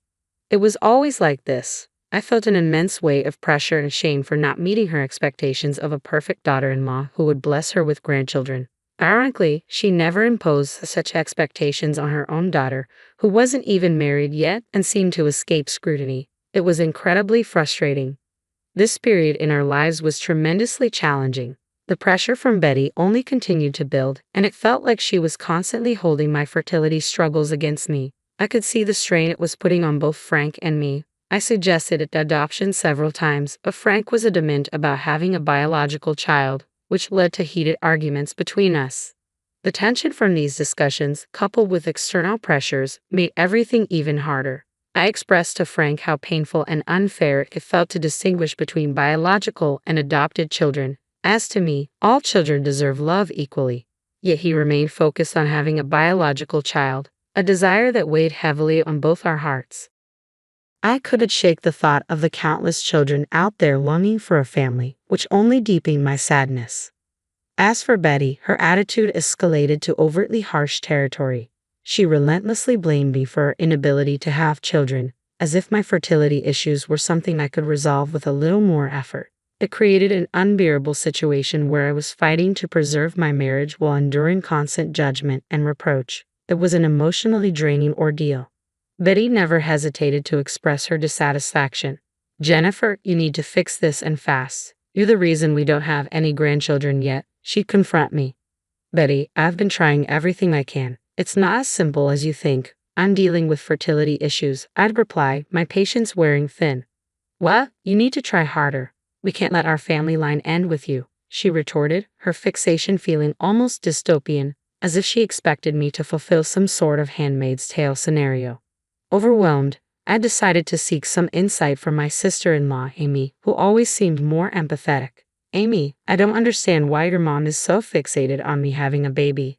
It's not entirely under my control, and she's making my life miserable. I confided in Amy, hoping for clarity. Jennifer, it's not just about grandkids, she hesitated, hinting at something deeper. After some coaxing, she revealed her troubling thoughts. I overheard Mom talking to some family friends. She's worried that Frank might leave you for someone younger, someone who can have kids. What? Frank would never do that. Why would you even think such a thing? I was shocked. I know you believe that, but remember, Frank was quite the ladies' man before. I didn't want to say anything because he's my brother, and I'm loyal to him. You're lucky I'm even sharing this with you, Amy admitted. Honestly, I think Mom might have a point. Yeah, Jennifer, time is ticking, she added, echoing the harsh reality looming over us. This revelation shook me deeply, intertwining my marital uncertainties with the invasive pressures from Betty and adding layers of complexity to an already strained relationship. Hearing about the possibility of Frank leaving me for someone younger left me staggered. Amy hinted at a younger coworker, an intern around 25 years old, with whom Frank seemed to enjoy chatting a bit too much. The thought that my husband could even consider leaving me, or worse, engaging with other women behind my back, was shattering. My heart felt like it was being torn apart by the potential betrayal. After grappling with my suspicions and the agony they caused, I reached a breaking point. The distance between Frank and me had widened into an unbridgeable chasm, and I knew it was time for a confrontation. One evening, sensing my withdrawal and standoffishness, Frank asked me about it. Overwhelmed by pain and frustration, I confronted him directly about his fidelity. Initially, Frank denied everything, as anyone might in such a shocking situation, but as the conversation wore on, he eventually confessed to his indiscretions. The revelation of his affair with a younger coworker unleashed a torrent of emotions within me. In a moment of intense anger and hurt, I slapped him, a stark reflection of the pain he had inflicted. Frank's reaction was predictably mixed with pleas and requests for forgiveness, but I could see right through it. Over the years, I had built a stable and prosperous life for myself, making wise financial decisions and advancing in my career. It dawned on me that Frank might have been holding on to our failing marriage, not just out of love or a desire for a child, but perhaps also to secure a financial safety net through potential child support payments in the event of a divorce. Feeling manipulated and used, I declared that I wanted a divorce. I was exhausted by the deceit and emotional turmoil. How could you, Frank? How could you betray me like this? I demanded, my voice shaking with disbelief. Jennifer, please just listen. I messed up. I know I did. I'm so sorry, he pleaded, desperation dripping from his words. Sorry doesn't cut it, Frank. You cheated on me with someone from your office. I shot back, my rage bubbling to the surface. Jennifer, you have to understand. I was feeling so inadequate, so unfulfilled. I thought having a child would make me feel like I was worth something, he tried to explain. Oh, so you thought cheating on your wife was the solution? Did you really believe that sleeping with someone else would magically make you a better person? My disbelief turned to scorn as I confronted him. In that moment, the truth of our situation became painfully clear. Frank's betrayal wasn't just a lapse in judgment. It was a deliberate choice that shattered the foundation of our marriage. No, of course not. I was foolish to think that way. I didn't know what else to do. Frank stammered, his desperation evident. You didn't know what to do, so you chose to hurt me instead. Do you even realize the pain you've caused? My voice was filled with disbelief and hurt. Jennifer, I can't lose you. Please let me make this right. I'll do anything, he begged, his voice cracking with emotion. Do you really think you can undo this with a few hollow promises? You need to grow up, Frank, and take responsibility for your actions, I replied sternly, my resolve hardening. As I sat in the lawyer's office signing the final divorce papers, a profound sense of relief washed over me. The weight of a broken marriage and the sting of Frank's betrayal were finally lifting, and I could breathe freely again. Despite Betty and Amy's attempts to convince me otherwise, their pleas couldn't mask the deceit they too had harbored. I knew what was right for me, and staying with a man who had been unfaithful was no longer an option. With the prenuptial agreement in place, the divorce proceedings were swift. I retained the house, my sanctuary where I could start anew. Frank, on the other hand, had to move back in with his mother, a situation he found far from ideal. The day the divorce was finalized, I left the lawyer's office feeling liberated from a toxic relationship. But as I drove home, a sudden wave of nausea overwhelmed me. I quickly pulled over, stumbled out of the car, and barely made it to the roadside before I threw up. The twisting in my stomach felt like the emotional toll of the divorce finally catching up with me. But as the nausea persisted over the following days, I realized this was only the beginning of my journey. I started to suspect there was more to this situation. The very next day, I was jolted awake by the incessant ringing of my doorbell. To my dismay, it was Frank, Betty, and Amy causing a commotion outside. They barged into my home uninvited, shouting about the prenuptial agreement and how it was unfair to leave Frank with so little, given my financial status. Betty wasted no time in cutting to the chase. "Jennifer, we're here to collect some money as compensation for all the years Frank wasted with you," she declared brazenly. "Have you lost your mind? Don't you realize the divorce is finalized?" I retorted, incredulous at their audacity and the absurdity of their demands. Their presence in my home, making such outrageous claims, was the last thing I needed after everything that had transpired. "I don't owe him anything," I insisted, my voice rising with frustration. "Sure, but this sounds like some sort of side deal, right?" Frank argued, trying to justify his demand. "A side deal?" I echoed, incredulous. "Yes," he insisted.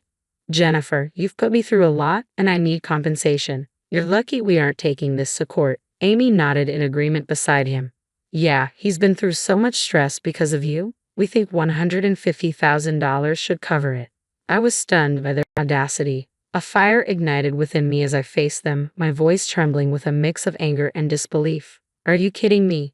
Do you really think you deserve compensation for the years I spent trying to make our marriage work? If anything, I'm the one who deserves compensation."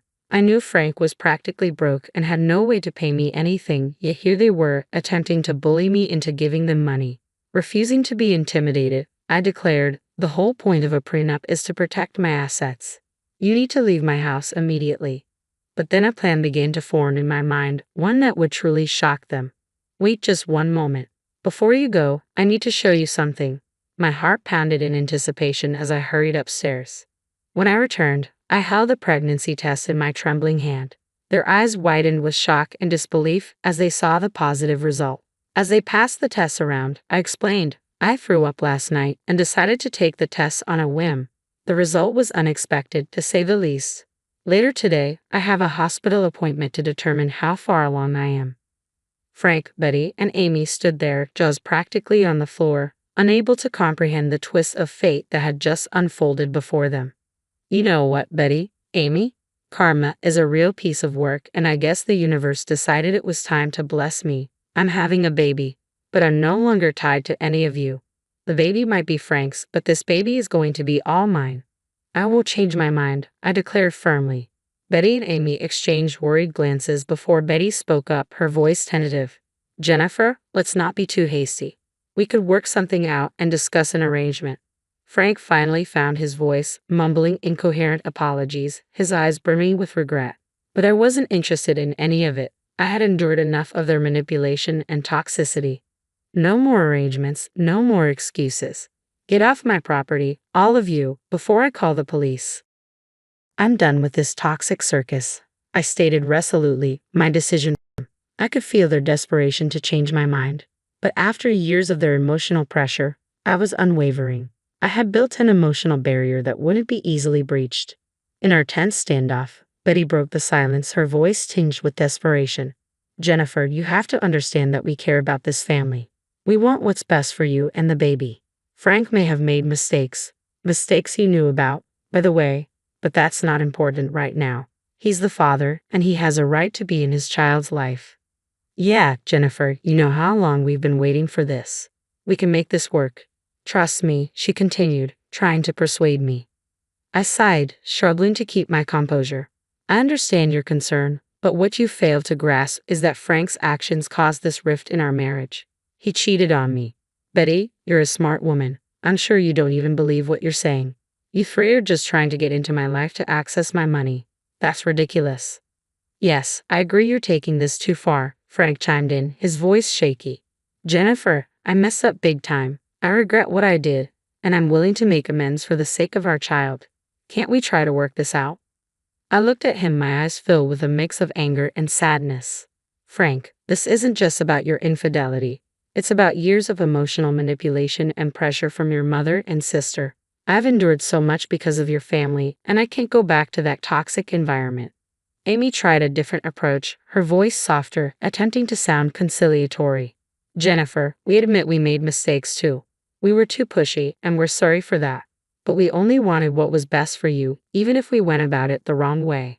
Please, for the sake of the family, reconsider. But I wasn't swayed. Sure, Amy, but it doesn't change what happened. I've made my decision. I want a fresh start for myself and my child, away from the constant pressure and guilt trips. So, thanks, but no thanks.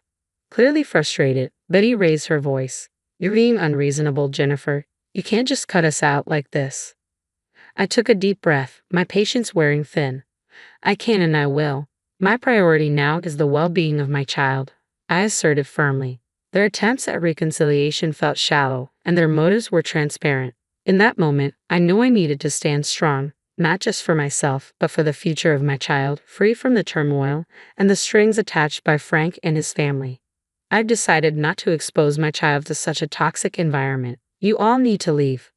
I won't change my mind, I stated, my voice resolute. Amy's eyes filled with tears as her voice trembled. Jennifer, please don't do this. We love you and want to be a part of your life and your baby's life. As I had mentioned before, you can have a relationship with the baby, but I will not compromise my happiness and mental health for anyone. Please, I don't want to repeat myself. I struggled to maintain my calm.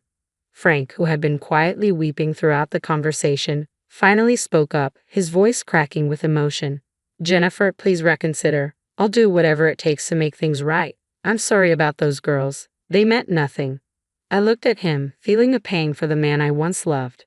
Frank, it's too late for us. But you can still be a good father to our child. Just remember that actions speak louder than words. With that, I turned and walked away, locking the door behind them. Betty, Amy, and Frank stood there, their faces a mix of sadness and regret. It was time to start a new chapter in my life, one where I could breathe freely without the weight of their expectations and demands. Life had indeed taken a turn for the better. I had my beautiful baby girl, the center of my universe. She was healthy and thriving, a source of immeasurable joy. Each day spent with her filled my heart with love and gratitude. I decided to allow supervised visits with Frank, Betty, and Amy, believing my daughter deserved to know her father and connect with her paternal family. However, I set clear boundaries, expecting them to be respected. Yet every visit seemed to come with the same chorus of pleas and accusations. They insisted I was being selfish for not reuniting with Frank. The pressure and guilt-tripping were relentless, wearing down my patience. One day, during another supervised visit, the familiar arguments erupted. Betty and Amy launched into their usual tirade about how I was tearing the family apart, claiming I was depriving my daughter of a complete family and that she deserved to have her parents together. I had had enough. After gently placing my baby girl in her crib, I turned to face them, my voice firm yet weary. I've been patient, I began, ready to reassert my boundaries and defend the peaceful life I had fought so hard to create for my daughter and myself. I've strived to maintain a civil relationship for the sake of our child, but the constant badgering and shouting are simply unacceptable. When Frank attempted to intervene, saying, Jennifer, please can't we talk about this? I firmly shook my head. No, Frank, this isn't up for debate. I've made my decision, and it's final. I won't tolerate this environment for our daughter. My resolve was clear. Betty and Amy exchanged frustrated glances but continued to argue, accusing me of being rigid and unreasonable. Taking a deep breath, I addressed them sternly. This is your last warning. If you can't respect my boundaries and continue to pressure me, you won't be allowed to see her anymore. I won't expose her to this toxic behavior. Realizing the gravity of the situation, Frank finally stepped in. Mom, Amy, please. We need to respect Jennifer's wishes. Our daughter deserves a peaceful and loving environment, he pleaded. Betty and Amy fell silent, their faces reflecting disappointment and resignation. It seemed they finally understood that their constant interference was only pushing them further away from their granddaughter. From that day forward, our visits became more peaceful. While they still harbored hopes for a reunion between Frank and me, they no longer pressed the issue. Although I could tell they were still remorseful, my focus remained elsewhere. I had more important things to prioritize: the well-being and happiness of my daughter, who continued to thrive. She was surrounded by love from people who genuinely cared about her well-being and mine. The change in dynamics allowed us to foster a calmer, more nurturing environment, free from previous tensions and conducive to her growth and happiness. Recently, I experienced a shocking incident that left me profoundly unsettled. In an unexpected and unsettling turn of events, my mother-in-law seized my passport and intentionally burned it. The flames quickly consumed the document, reducing it to nothing but ashes in a matter of moments. This abrupt act dashed my plans for a vacation to Street B's Island, leaving me in a state of disbelief. When I confronted her for an explanation, she simply smirked, coldly declaring that since I was a stranger in her eyes, I wouldn't be traveling anywhere but staying home beside her. My husband, Peter, merely offered a grin, complicit in their deceit. Their cruel maneuver was shocking, though not entirely surprising. However, the level of their sneakiness was beyond anything I had anticipated. They seemed to revel in their scheme, sharing laughs over what they considered a triumph. Frustrated and desperate to assert my identity, I reminded them who I was. My name is Kayla. I'm 30 years old and I'm a linguist. I study and teach languages at the university, a role that often requires me to travel abroad for extended periods as I engage with different cultures and share my knowledge. My job demands frequent travel, often taking me away from home for months at a time. Before this career, I never imagined marriage would be in my future. But everything changed when I returned to my home country at 25 and met Peter, who would later become my husband. Despite the challenges posed by my career, which keeps me overseas for about half the year, Peter and I maintained our relationship through constant communication via phone calls and emails. We married when I was 27, and he has been incredibly supportive, even with the long separations that define our life together. As I made my way home from the airport after a 6-month absence, I felt excitement bubbling within me rather than fatigue. I was eager to reunite with Peter, hoping for a joyful reunion and perhaps a resolution to the turmoil his family had caused. Upon arriving home, I discovered that Peter hadn't yet returned, so I started tidying up. Although I always remind him to keep our place neat, I usually find it somewhat disordered. Normally, this would bother me, but today I decided to overlook it because I was simply too thrilled to see him again. As I busied myself in the kitchen, I heard the front door open. It was Peter. Overjoyed, I rushed to greet him. "Welcome home, Peter. It's so good to see you." But his response was lukewarm. "Oh, hi, Kayla. You're back," he said, almost dismissively. After 6 months apart, I couldn't hide my disappointment.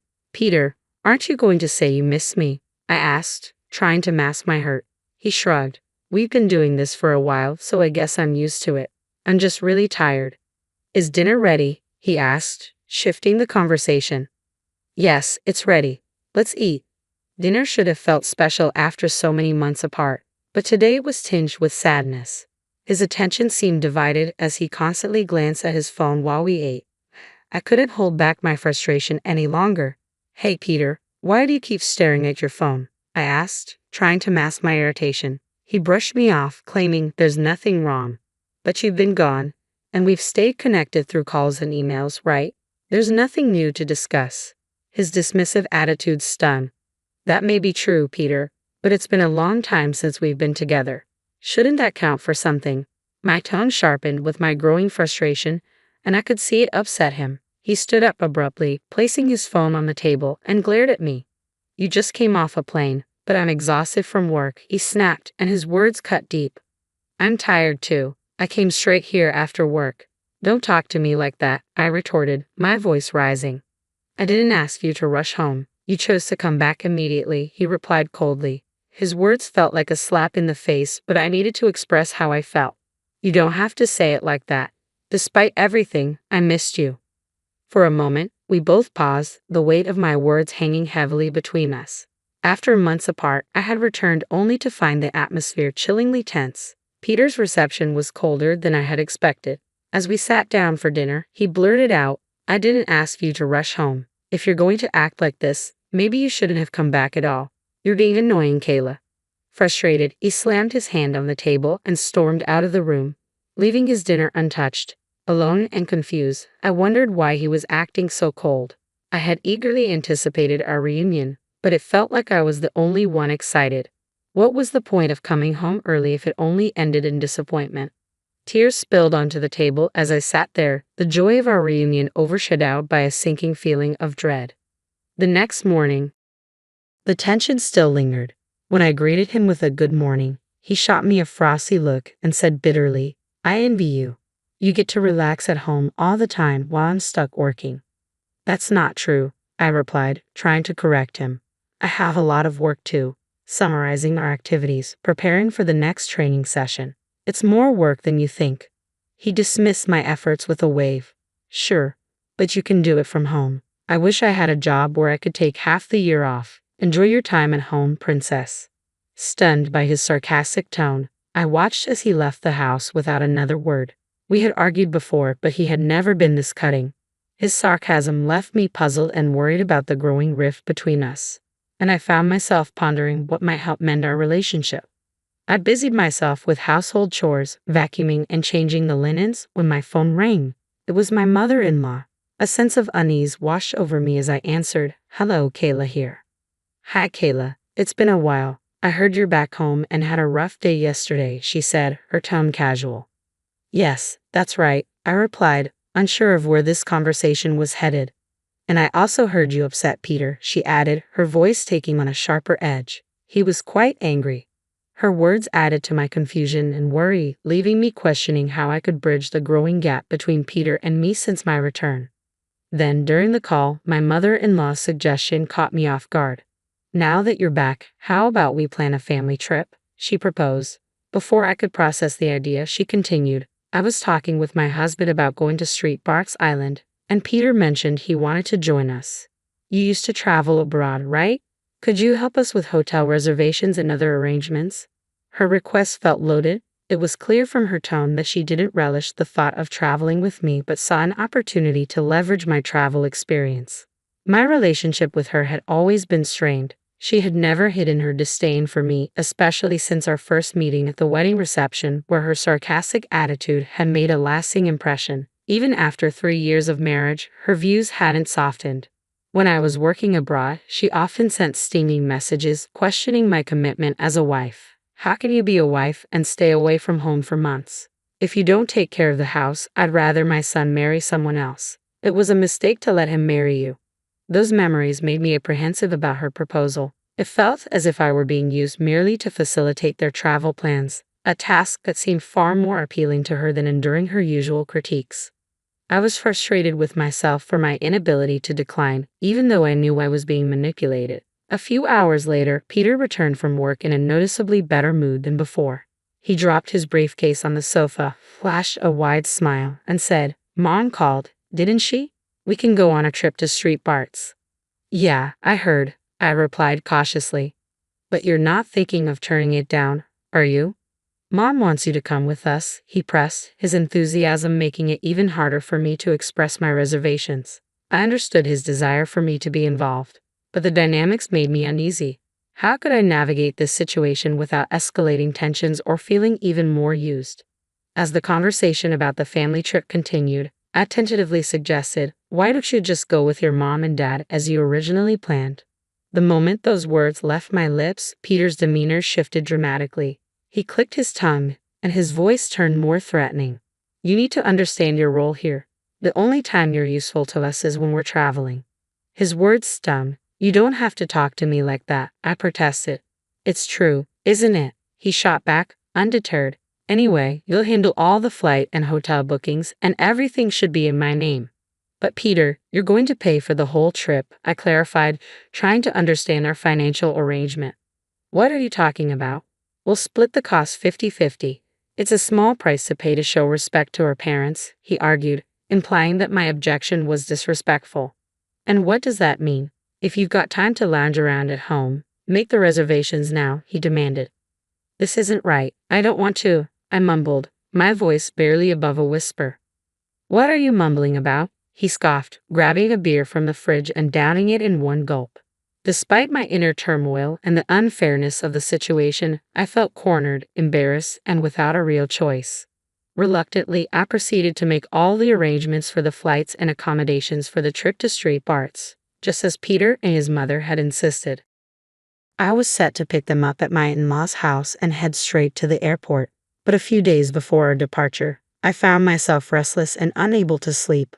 Late at night, I noticed Peter wasn't beside me. I walked to the living room and overheard him on the phone. "It's okay, Mom. I'll be there first thing in the morning as planned. Please handle the passport issue. Anyway, seriously, I'm looking forward to it. I'll make sure to introduce her to you," he said into the receiver. Hearing this stirred a mix of emotions within me. What was supposed to be a family trip was morphing into a series of commands and manipulations, and now there were secrets involved too. I stood there, unsure of how to confront this new revelation. When I returned home, Peter's conversation still echoed in my mind. He had mentioned a passport and an introduction, and since he was talking to his mother, I was certain she was on the other end. It felt like there were hidden plans that I wasn't privy to, leaving me uneasy about the upcoming trip. Clearly, something was being orchestrated behind my back, but I couldn't grasp the full extent of it. Determined to remain vigilant, I cautiously prepared for our departure. The day of our trip to Street Barts finally arrived. I methodically packed both my carry-on and handbag, including items for my husband, ensuring we were ready for the journey. With everything set, Peter and I drove to my in-laws' house. As we approached, I braced myself, unsure of what awaited us, but ready to face whatever might come. Upon our arrival, it was only my mother-in-law who greeted us. "Oh, hi Kayla. It's been a while. Good to see you. We're almost ready. I just need to grab a few things for the trip, so it might be a little while," she said, her tone casual yet laced with urgency, raising my suspicions even further. "Okay, take your time," I replied, trying to mask my growing unease. I nodded in response, but then she added, "Oh, and Kayla, could you bring the carry-on case from the other room? It's heavy, so please get Peter to help you." "Sure, I'll do that," I agreed, keenly observing the exchange of knowing glances between my husband and mother-in-law. I kept my passport securely in my pocket, an instinctual move born from the mistrust that had been building. Following my husband's directions, I returned to the living room with the carry-on, only to find my mother-in-law waiting for me with a mischievous grin. To my horror, she was holding my passport in her hands. "Now you can't go on the trip to Street Barts," she declared, a smirk spreading across her face. "What do you mean?" I asked, disbelief washing over me. The weight of her words began to sink in. "I'm going to burn this passport right now," she threatened. "What did you just say?" I responded, my heart racing. "I was just using you to handle the trip arrangements," she admitted callously. "You're a stranger here, so you'll be staying behind. Too bad." Her words struck me like a cold slap. The situation was far worse than I had imagined, and the betrayal cut deep. I realized I was not just an outsider in their plans but merely a pawn in whatever game they were playing. The revelation left me reeling, unsure of how to respond to such blatant manipulation and deceit. In a sudden and shocking move, my mother-in-law stormed into the kitchen, lit a lighter, and set my passport ablaze in the sink. The document quickly caught fire, turning to black ashes before our eyes. "We did it," she triumphantly declared. My husband joined in, cheering, "Yeah, Mom, we made it." "No," I interjected, my voice rising. "It's just the three of us on this trip, right? We'll get to meet Peter's new girlfriend when we get back." "I've already set that up," my mother-in-law replied nonchalantly. "We don't need this useless woman anymore." My father-in-law chimed in coldly, pulling out his cell phone to show me pictures of himself with another woman, a satisfied grin on his face. "I'm not divorcing you for the sake of my reputation, but you'll be staying here while we go on our trip. When we get back, I'll move in with her, and you can leave." My mother-in-law laughed mockingly at his words, and their expressions were filled with malice. At that moment, I realized the depth of their betrayal. I realized I no longer belonged in a family like this. Forcing a smile, I asked, "By the way, whose passport is that?" "What are you talking about? It's yours, of course," she replied confidently. "I took it out of your handbag." "My passport is right here," I said, holding up my actual passport from my pocket. "What? No, it can't be," she stammered, her confidence wavering. I showed her my passport, still intact. "Yes, it's my passport. See for yourself." Panic washed over her as the realization dawned. Her face turned pale. "That's not possible," she muttered, her voice trembling. It seemed my mother-in-law had mistakenly believed she had taken my passport from my handbag without checking thoroughly before burning it. "Whose passport did I burn then?" she asked, her voice quivering with fear and confusion. I guess it was your son's passport that was in there, I suggested. You burned my son's passport, she gasped, horrified. My mother-in-law turned white as the weight of her mistake hit her. The already strained family dynamics were now irrevocably shaken by her rash actions and the underlying schemes that had come to light. As the chaos unfolded, my husband's fury erupted. What have you done? I told you to be careful.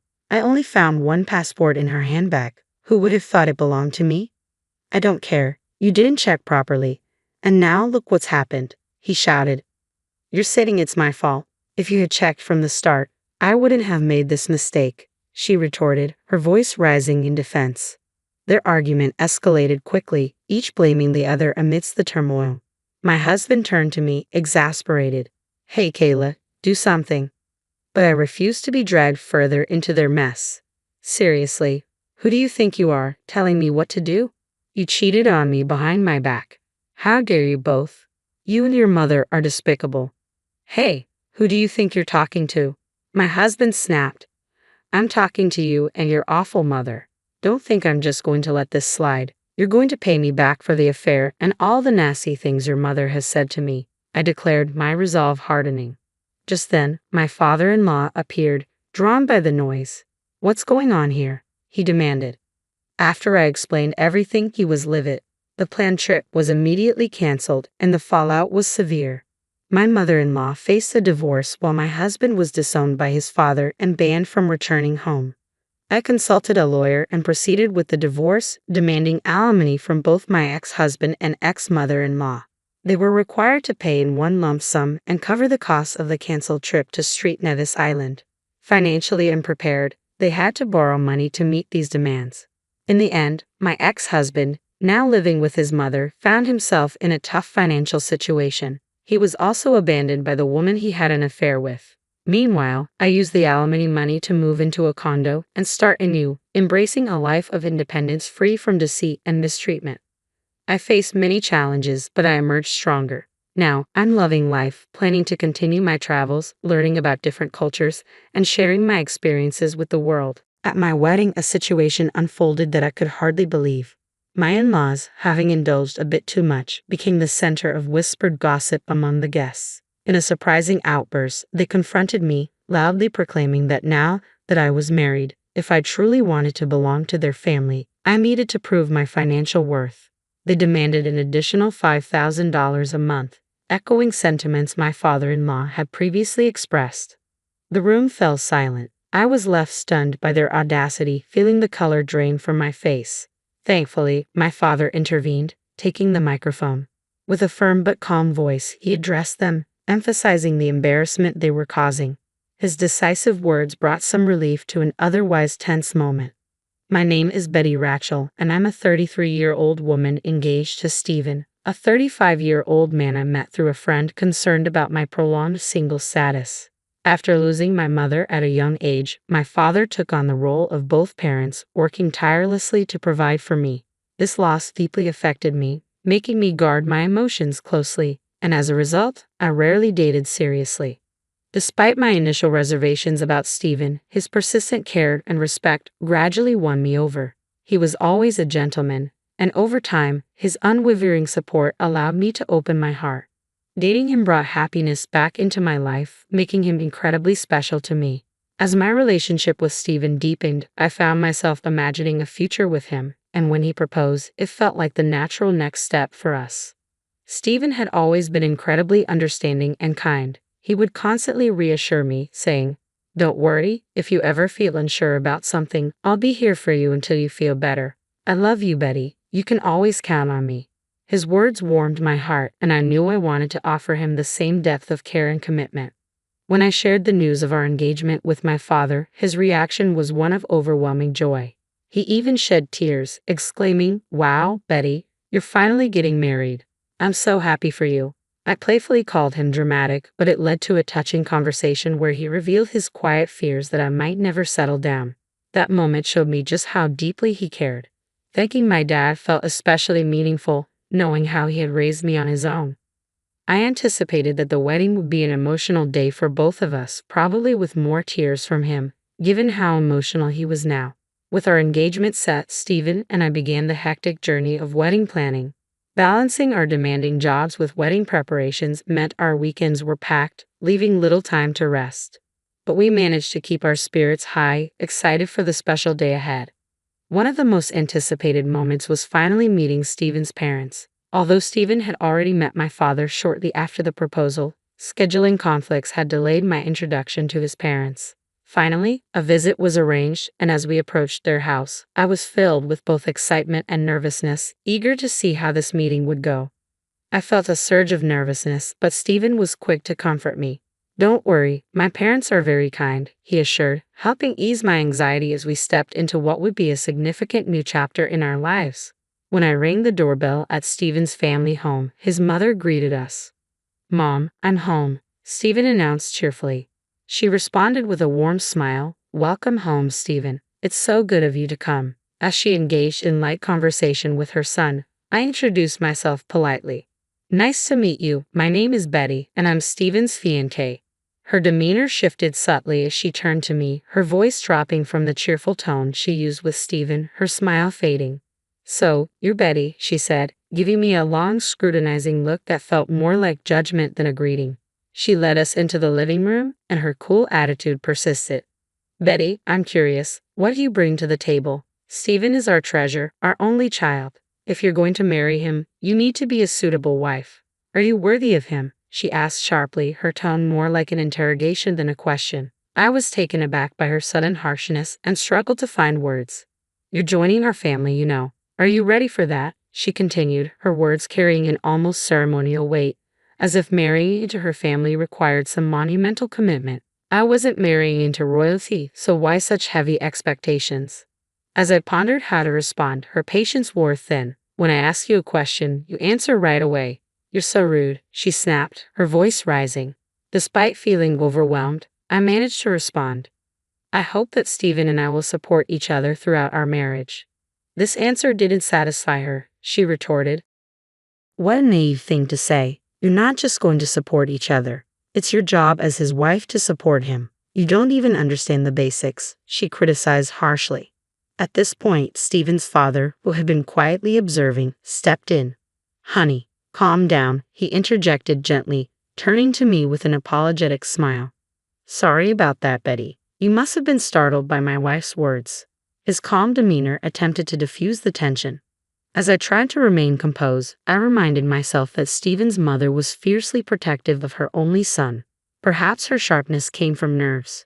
Just then, Stephen's brother entered the room, his quiet, gentle presence momentarily soothing the atmosphere. But that peace quickly evaporated when he, with a disarming smile, voiced his support for their mother's harsh words. "What my mother says is justified," he said. "What concerns me most is that you come from a single-parent family." Confused, I asked, "What do you mean by that?" "Being raised by just one parent doesn't have a good public image. We can't be too happy about someone like that becoming the wife of our only son, can we?" he explained calmly. "Hold on a minute," I began, as shock and anger flared inside me. I couldn't let his comment pass unchallenged. What's wrong with being raised by a single parent? My father worked incredibly hard to raise me on his own, and I'm proud of him and my upbringing. Being raised by one parent doesn't make me any less capable or valuable, I said, my voice firm. But they continued to argue. Since you were missing one parent, you couldn't have learned how to be a good wife, how to do housework and such, they claimed. I responded, refusing to let their assumptions diminish me. I did plenty of housework to help my father, and I can cook pretty well too. So please don't say that. Despite my rebuttal, Stephen's mother dismissed my words entirely. "I will allow you to marry Stephen," she said, "but in exchange, you must promise to devote everything to us because we are Stephen's parents. Can you promise that?" I was taken aback. "What?" I stammered, unsure how to respond to such a demand. "Since you came here to ask for our permission to marry our son, you do understand your duties, don't you?" she continued, leaving no room for negotiation. Before I could gather my thoughts to articulate a response, the conversation continued, and it became clear that my in-laws were intent on dominating the discussion. I barely had space to express my views. That night, as I reflected on what had happened, I felt overwhelmed by the encounter and deeply unsettled by the dynamics I was about to enter. The evening had been a wake-up call, and I realized I needed to talk to Stephen about how his parents treated me. "Stephen, do your parents always talk to people like that?" I asked gently, hoping for some understanding or support. He seemed unaffected by my question. "What about it?" he replied, clearly not seeing the issue. I tried again, carefully explaining my concerns. "Well, the way your parents spoke to me, and what they said, doesn't that seem unfair?" Stephen shrugged it off. "Oh really? They were just making sure you're ready for the marriage." I understood that his parents were concerned for their son's future, but their approach had felt excessive. It was troubling that Stephen didn't seem to see it the same way. "I get that your parents are worried, but it felt like too much," I pointed out carefully. "Really? Why is that?" Stephen asked, his tone neutral. "They didn't say anything wrong. Besides, they gave us their blessing to get married, so don't worry about it." His response troubled me. It seemed he was more in line with his parents' views than with understanding my feelings. Sensing my unease, Stephen wrapped his arms around me in a reassuring hug. "Betty, you don't have to worry so much," he said softly. "My parents are just a little upset because their only son is getting married." Though his words were meant to comfort, they only confirmed that he didn't fully grasp my concerns. "It's all going to be fine. Don't overthink it. I'm sure they just want what's best for us. They want us to be as good of a couple as they are. That's why they were a bit harsh," he added. "Oh," I replied, still feeling unsettled. Stephen seemed to think his parents' high expectations were normal, but I couldn't shake the feeling that it wasn't right for them to judge me simply because I was raised by a single parent. I didn't believe that people who expressed such views were truly supportive partners. We are the ones getting married, I thought, and our focus should be on our love, not their approval or disapproval. Although I was upset, I decided not to dwell too much on his parents' opinions. The wedding day soon arrived, and the venue was filled with our relatives, friends, colleagues, and even bosses. As I walked down the aisle, my father beside me, the man who had lovingly raised me on his own, I felt a whirlwind of emotions. Stephen and I exchanged our vows and rings, and the room erupted in applause. Despite the challenges, this was our moment, and I was determined to savor it. As Stephen and I walked back down the aisle together, the reality of our marriage sank in, filling me with a joy I had never experienced before. At the reception, the hall was bustling with excitement. Videos of our journey together played in the background, adding a personal touch to the celebration. It was a joyful time, reconnecting with friends I hadn't seen in a while and receiving heartfelt congratulations from so many people. Despite my initial reservations about Stephen's parents, the day had turned out to be one I would always cherish. I felt relieved and genuinely happy that I had chosen to marry Stephen. We planned to officially register our marriage after the ceremony, a step that would make our union legally complete. As the day unfolded, I savored every moment, basking in the joy and celebration. But when it came time for the formalities, greeting our guests and acknowledging everyone's support, a sense of unease began creeping in. Stephen's parents, standing beside us, were visibly unsteady, their faces flushed a deep red. It was clear they had indulged too much in the festivities, and some of our relatives quietly asked if they were all right. Though embarrassed, we pressed on, trying to maintain decorum. When it was time for us to address the guests, the situation took an unexpected turn. Without warning, Stephen's mother grabbed my hand, pulling me away from him with surprising force. Her voice boomed as if she were in a wrestling ring, not a wedding hall. "Listen to me, Betty. After this wedding, you're going to devote yourself to us completely. Prepare yourself. We're going to test you hard." The guests murmured, some laughing awkwardly as if it were a joke, but the tension was undeniable. Before I could react, Stephen's father seized the microphone and pointed at me. "Betty, don't you feel embarrassed wearing a dress like that? It doesn't suit you at all," he sneered. His mother nodded in agreement, piling on the criticism. The murmurs among the guests grew louder, turning from amusement to concern. I turned to Stephen, my eyes pleading for him to step in and stop his parents' humiliating outbursts. This was supposed to be our wedding day, a celebration of love, not a spectacle of disrespect. But Stephen stood frozen, making no move to defend me or our union. The situation escalated when his parents, still intoxicated, began making outrageous demands. "After you register the marriage, you should give us a few $1,000s a month, plus your entire bonus."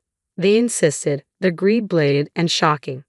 I felt my face drain of color as I stood there, Utterly stunned, my father, who had been watching the scene unfold, couldn't stay silent any longer. He stepped forward, taking the microphone from Stephen's father with a steady hand. "Enough of this," my father said calmly but firmly. "Don't you realize you're making fools of yourselves?" Stephen's parents, instead of backing down, lashed out, mocking my father for being a single parent. "Single parents are never any good," they jeered, their words cutting deeply. But my father didn't falter. His expression remained composed as he replied, "You people are worse than I imagined. You even refuse to meet me because I'm a single father." Then, with a twist that took everyone by surprise, my father revealed something that changed the tone of the room entirely. "I never imagined that someone like you would work for President Roy," my father said, his voice calm yet pointed. "President Roy is a respectable man, and I always assumed his employees would be just as decent." The mention of President Roy, a business partner of my father's and an old friend, visibly shook my father-in-law. His confident demeanor began to crack. My father continued, "And speaking of single parents, President Roy was raised by his mother alone." He let the weight of his words settle before delivering the final blow. "So, you just insulted the president of the company you work for." The realization hit hard. Stephen's parents' faces fell as they grasped the gravity of their mistake. The room shifted, the power dynamic completely reversed. My father-in-law, once bold and arrogant, now appeared small and desperate. "I apologize, sir," he stammered, his bravado gone. "Please, don't tell the president about this." He fell to his knees, pleading, an image that was starkly different from the domineering figure he had been moments ago. For me, this moment was pivotal. It revealed both the true nature of Stephen's family and the strength and connections of my own.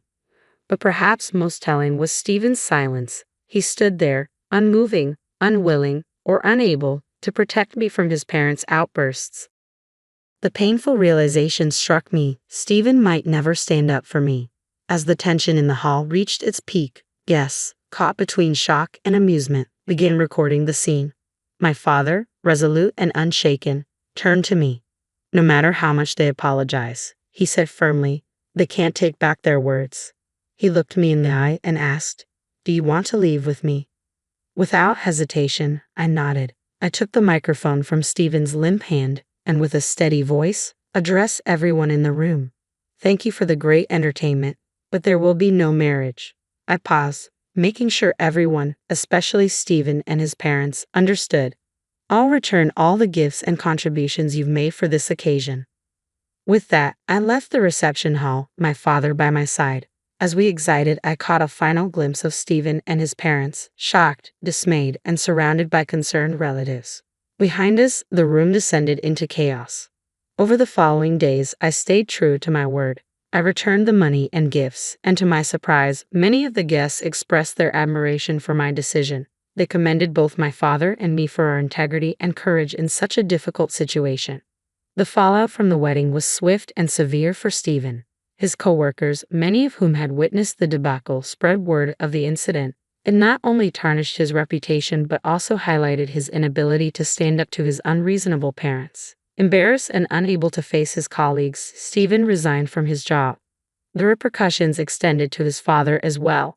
Word of the incident reached President Roy, and he took swift action. Stephen's father was demoted and reassigned to a remote division of the company, a clear message about the company's stance on integrity and respect.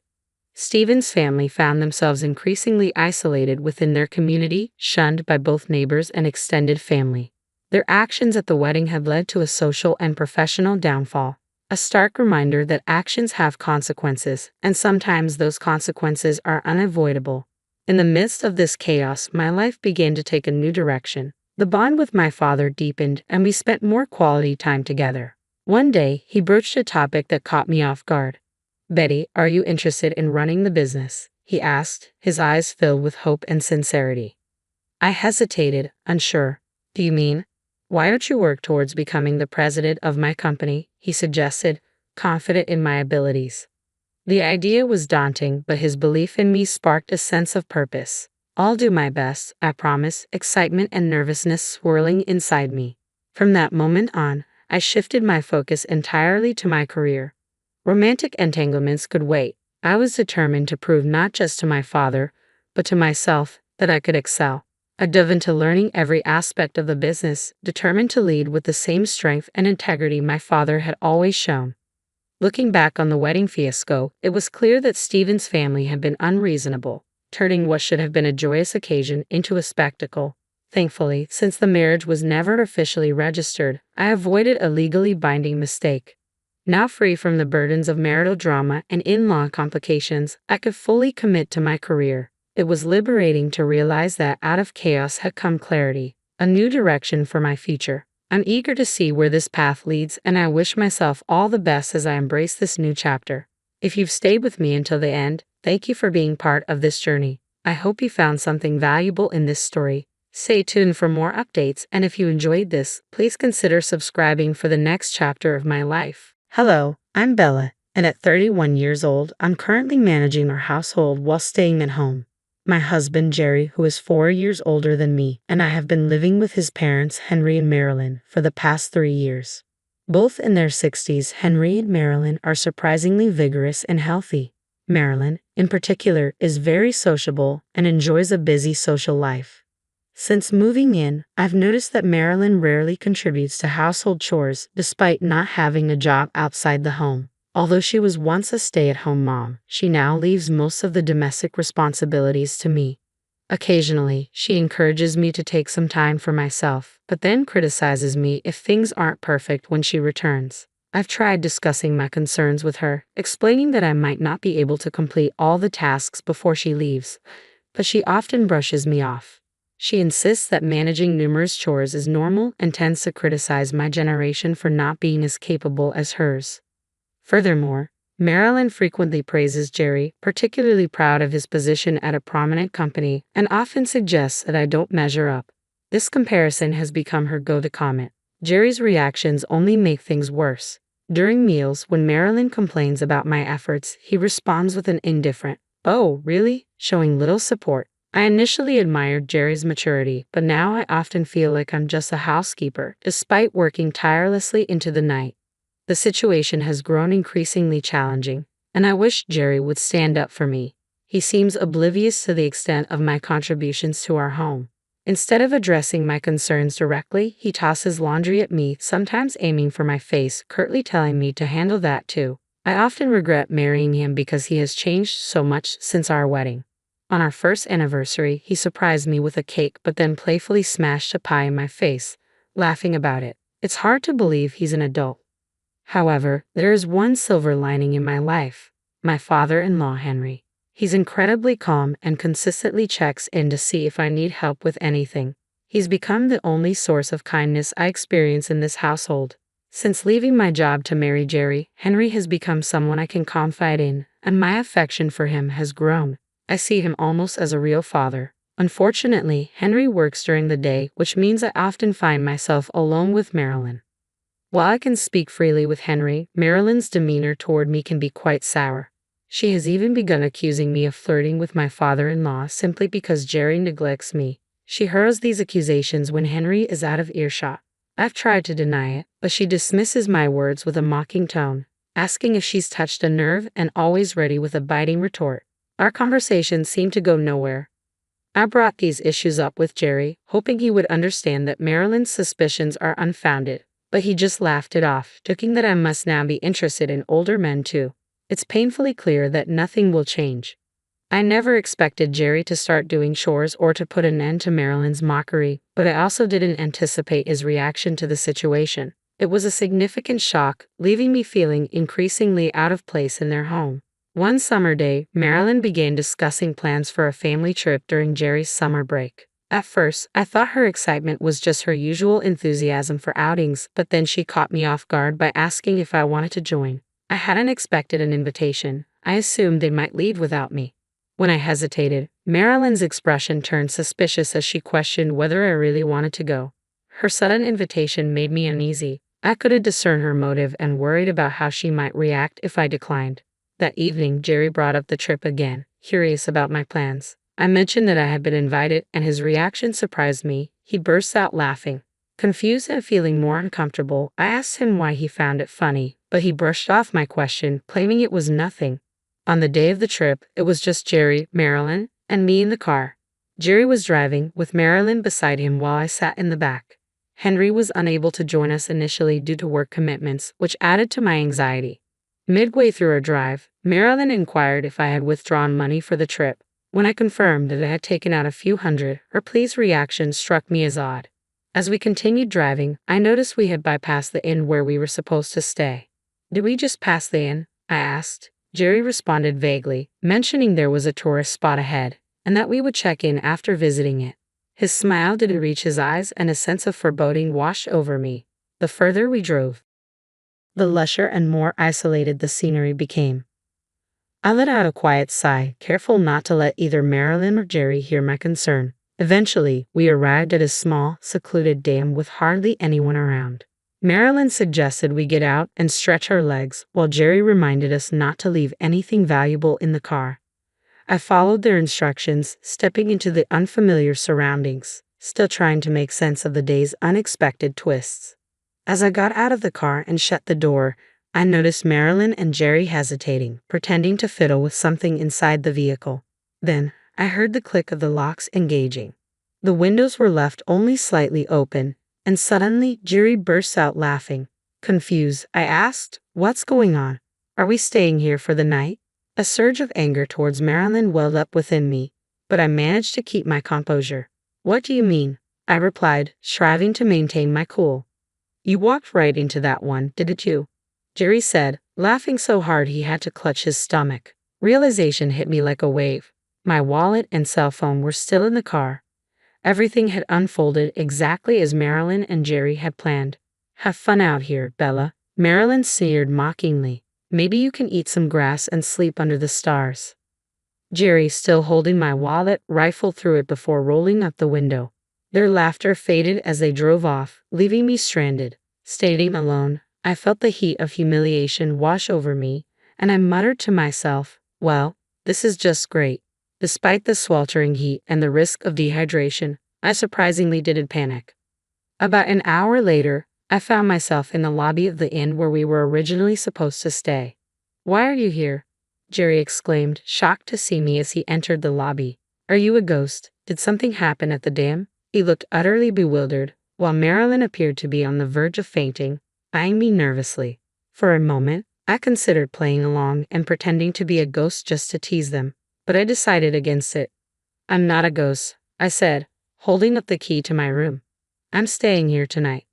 I had already dropped off my luggage when Jerry, clearly agitated, struggled to make sense of the situation. He accused me of taking the key to their room without permission. "What are you doing?" "Give it back," he demanded, reaching aggressively for the key. This time, however, I was prepared for their antics and stood my ground, ready to confront whatever came next. Just then, a man stepped forward and firmly grasped Jerry's hand. "Sir, please refrain from causing a disturbance here," he said with authority. He was about the same age as Henry but taller and more muscular, which made him appear more commanding than my slightly overweight husband. "Who are you? Are you staff here? You can't just interfere with a guest like this. I'll sue you for assault," Marilyn shouted at the man who had intervened. "I apologize for not introducing myself earlier. I'm the owner of this inn," the man replied calmly. At this revelation, Jerry quickly released my hand. I recognized the owner immediately. I had visited this area with friends during a summer break in college. It had been an incredibly hot day, and we got lost on our way to our accommodation. During our ordeal, we stumbled upon a girl collapsed on the side of the road. Kelly, the owner's daughter. We immediately called for an ambulance and stayed with her till help arrived. The next day, the owner visited us at the inn where we were staying and thanked us profusely. "You saved my daughter's life. Thank you so much," he had said. He even extended an invitation for us to stay with him next time we were in the area, saying we wouldn't have to pay. Since then, my family and I had visited the inn several times, so I knew the owner quite well. As he addressed my husband and Marilyn, he remained polite, but I could sense an undercurrent of anger in his demeanor. In fact, both the owner and I were aware of Marilyn and Jerry's scheme from the beginning. 3 weeks ago, feeling suspicious about their sudden invitation for a trip, I had decided to set up a voice recorder in the living room. I had strategically placed the recorder to capture conversations when my husband and Marilyn thought they were alone, like when I was taking a bath or doing laundry. When I stumbled upon their plan, it was utterly shocking. I heard my husband and Marilyn plotting in a recorded conversation. Let's ditch Bella somewhere. It would be hilarious. How about near that gym an hour's drive from the inn? Realizing the gravity of their scheme, I immediately contacted the owner of the inn to inform him about what was unfolding. The owner was livid upon hearing this. Having once experienced his daughter collapsing from the heat, he felt a personal connection to my predicament and was even more disturbed by their callousness. He meticulously arranged my pickup for today, just after my husband and Marilyn's car departed. Interestingly, the driver of the inn shuttle turned out to be Kelly, the very girl we had helped years ago. I got my license. Let's go for a drive, she exclaimed excitedly. Despite my initial surprise, I agreed, and we chatted happily, even stopping to buy some local specialty ice cream on the way back to the inn. Although I was aware of the plan and that a pickup was coming, I was still worried. However, Kelly, knowing the area exceptionally well, expertly navigated, and we arrived at the inn well before my husband and Marilyn. You mentioned suing earlier, ma'am, the inn owner said, addressing Marilyn with a stern look. Yes, I did. It's outrageous to be accused of the opposite. Marilyn snapped defiantly. I'm sorry, but you're not our guest, the owner replied firmly. What? Don't mess with us. My husband and Marilyn both lost their tempers simultaneously. Your reservations have been canceled, the owner stated plainly. And who do you think you are? My husband blustered, on the verge of another outburst. But the owner held him back. Bella did nothing wrong. We can cancel your reservations, he explained calmly. What do you mean? My husband demanded. If you leave a woman alone at a dame of the mountains after stealing her wallet, wouldn't that be a crime? The owner posed rhetorically, emphasizing the gravity of their actions. We cannot permit such behavior at our inn. He revealed that he had already called the police. My husband and Marilyn became even more incensed at this revelation. This is no joke. You can't treat us this way. I work for a respected company. My husband protested, as if his job should afford him special treatment at this quaint mountain inn. Just then, Henry arrived, immediately sensing the tension. Hey, what's going on here? He asked, surveying the scene. Marilyn and my husband quickly tried to spin the story, accusing the inn staff of rudeness and claiming they wanted to stay elsewhere. However, when Henry was briefed on the actual events, he became enraged, a sight I'd never seen before. You idiots, he yelled, clearly embarrassed. I can't believe we're from the same family, Henry exclaimed, his voice rising in anger. You two, get out of here now. My husband and mother-in-law were taken aback by Henry's outburst. Where to? They asked, bewildered. But Henry was resolute. You're disowned. Get out. No, don't make me say it again, he commanded, shoving my husband aside as the police arrived. My husband and Marilyn's faces turned ashen. The owner and I quickly explained the entire situation to the officer, even playing back the recorded conversation. As the reality of their actions sunk in, my husband and Marilyn began to cry. Henry interjected sharply, quiet down. You're disturbing the inn. He turned to the officer. Please take them away. It's not like that, officer, my husband protested. We didn't think it would be such a big deal. It was just a prank. The officer's expression hardened. A prank? Are you serious? Don't you realize that your little joke could have put someone's life at risk, especially your own wife's? They were scolded harshly, but due to the familial nature of the matter, they weren't arrested. Throughout the ordeal, my husband and Marilyn looked pale and shaken. This isn't over. Bella's feelings will determine your future, understand? With those final words, they left, visibly rattled. Henry, seeming apologetic for not intervening sooner, stayed behind to ensure everything was settled. I'm so sorry, he said repeatedly. I can't apologize enough for not noticing the unpleasant experiences you've been having and the terrible ordeal you went through today. He also offered a deep apology to the inn owner for the trouble caused by his family's actions. Interestingly, it turned out that the inn owner, who runs several other businesses, was a client of the company where Henry worked. Unaware of this connection, my husband had earlier boasted about his position at a prominent company, adding another layer of embarrassment to the situation. I was relieved that I had uncovered my husband and Marilyn's plan in time, but it was also a sobering reminder of what could have happened if I hadn't been vigilant. I hoped that being reprimanded by the police would help them understand the gravity of their actions. After returning from the inn, I decided to divorce my husband and sought a significant settlement, hoping this experience would teach them to never hurt anyone else again. In an unexpected twist, Henry and Marilyn also ended up divorcing. Henry cut all ties with my ex-husband, kicking him out of the house due to the incident. Additionally, my ex-husband was advised to resign from his job. His behavior at work had been problematic for some time, just as he had mistreated me. He had been harsh toward his colleagues and engineers. The HR department had already been considering action against him. As I reflected on my own behavior during our marriage, I was disappointed to realize that, in some ways, I had mirrored his negativity. Now unemployed, my ex-husband struggled to find another job. Despite his age, he lacked the solid track record necessary for managerial positions, and explaining his sudden departure became difficult. Marilyn, too, was kicked out by Henry and had to seek refuge with relatives, eventually returning to her parents' home. These developments underscored the consequences of their actions and the importance of integrity, both personally and professionally. Concerns lingered about Marilyn's penchant for spending and traveling, with her relatives worrying she might drain their savings if she stayed with them. Given her good health, it seemed prudent for her to secure a part-time job to support herself and ease their concerns. Meanwhile, I moved out of my in-laws' house and now live independently nearby. I've maintained a friendship with Henry and occasionally seek his advice on work-related matters.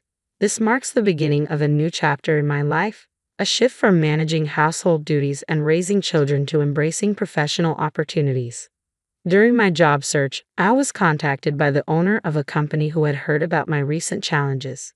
Concerned for my well-being, he offered me a position at his firm, eager to help me find stability. I accepted the offer with gratitude, touched by his kindness. In our conversations, he insisted that his company was the one fortunate to have me, which felt like a full-circle moment, a chance to repay a past favor and now contribute positively. The company he introduced me to is well-known and highly regarded for its treatment of employees, a pleasant surprise given my previous experiences. Interestingly, this company operates in the same industry my ex-husband used to boast about, yet it's significantly larger. Everyone at my new workplace has been welcoming, making my daily experiences far more enjoyable than the times marred by marital strife.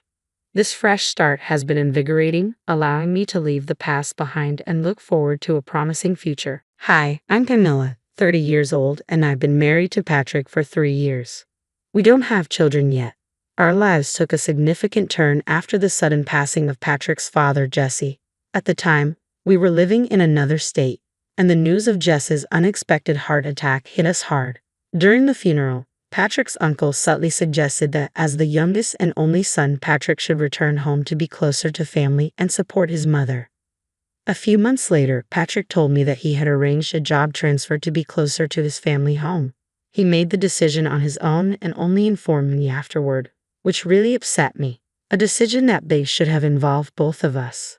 When I confronted him, Patrick apologized, explaining that he had expected me to resist the idea. He knew that I didn't get along well with his mother, Mary, a feeling that was mutual.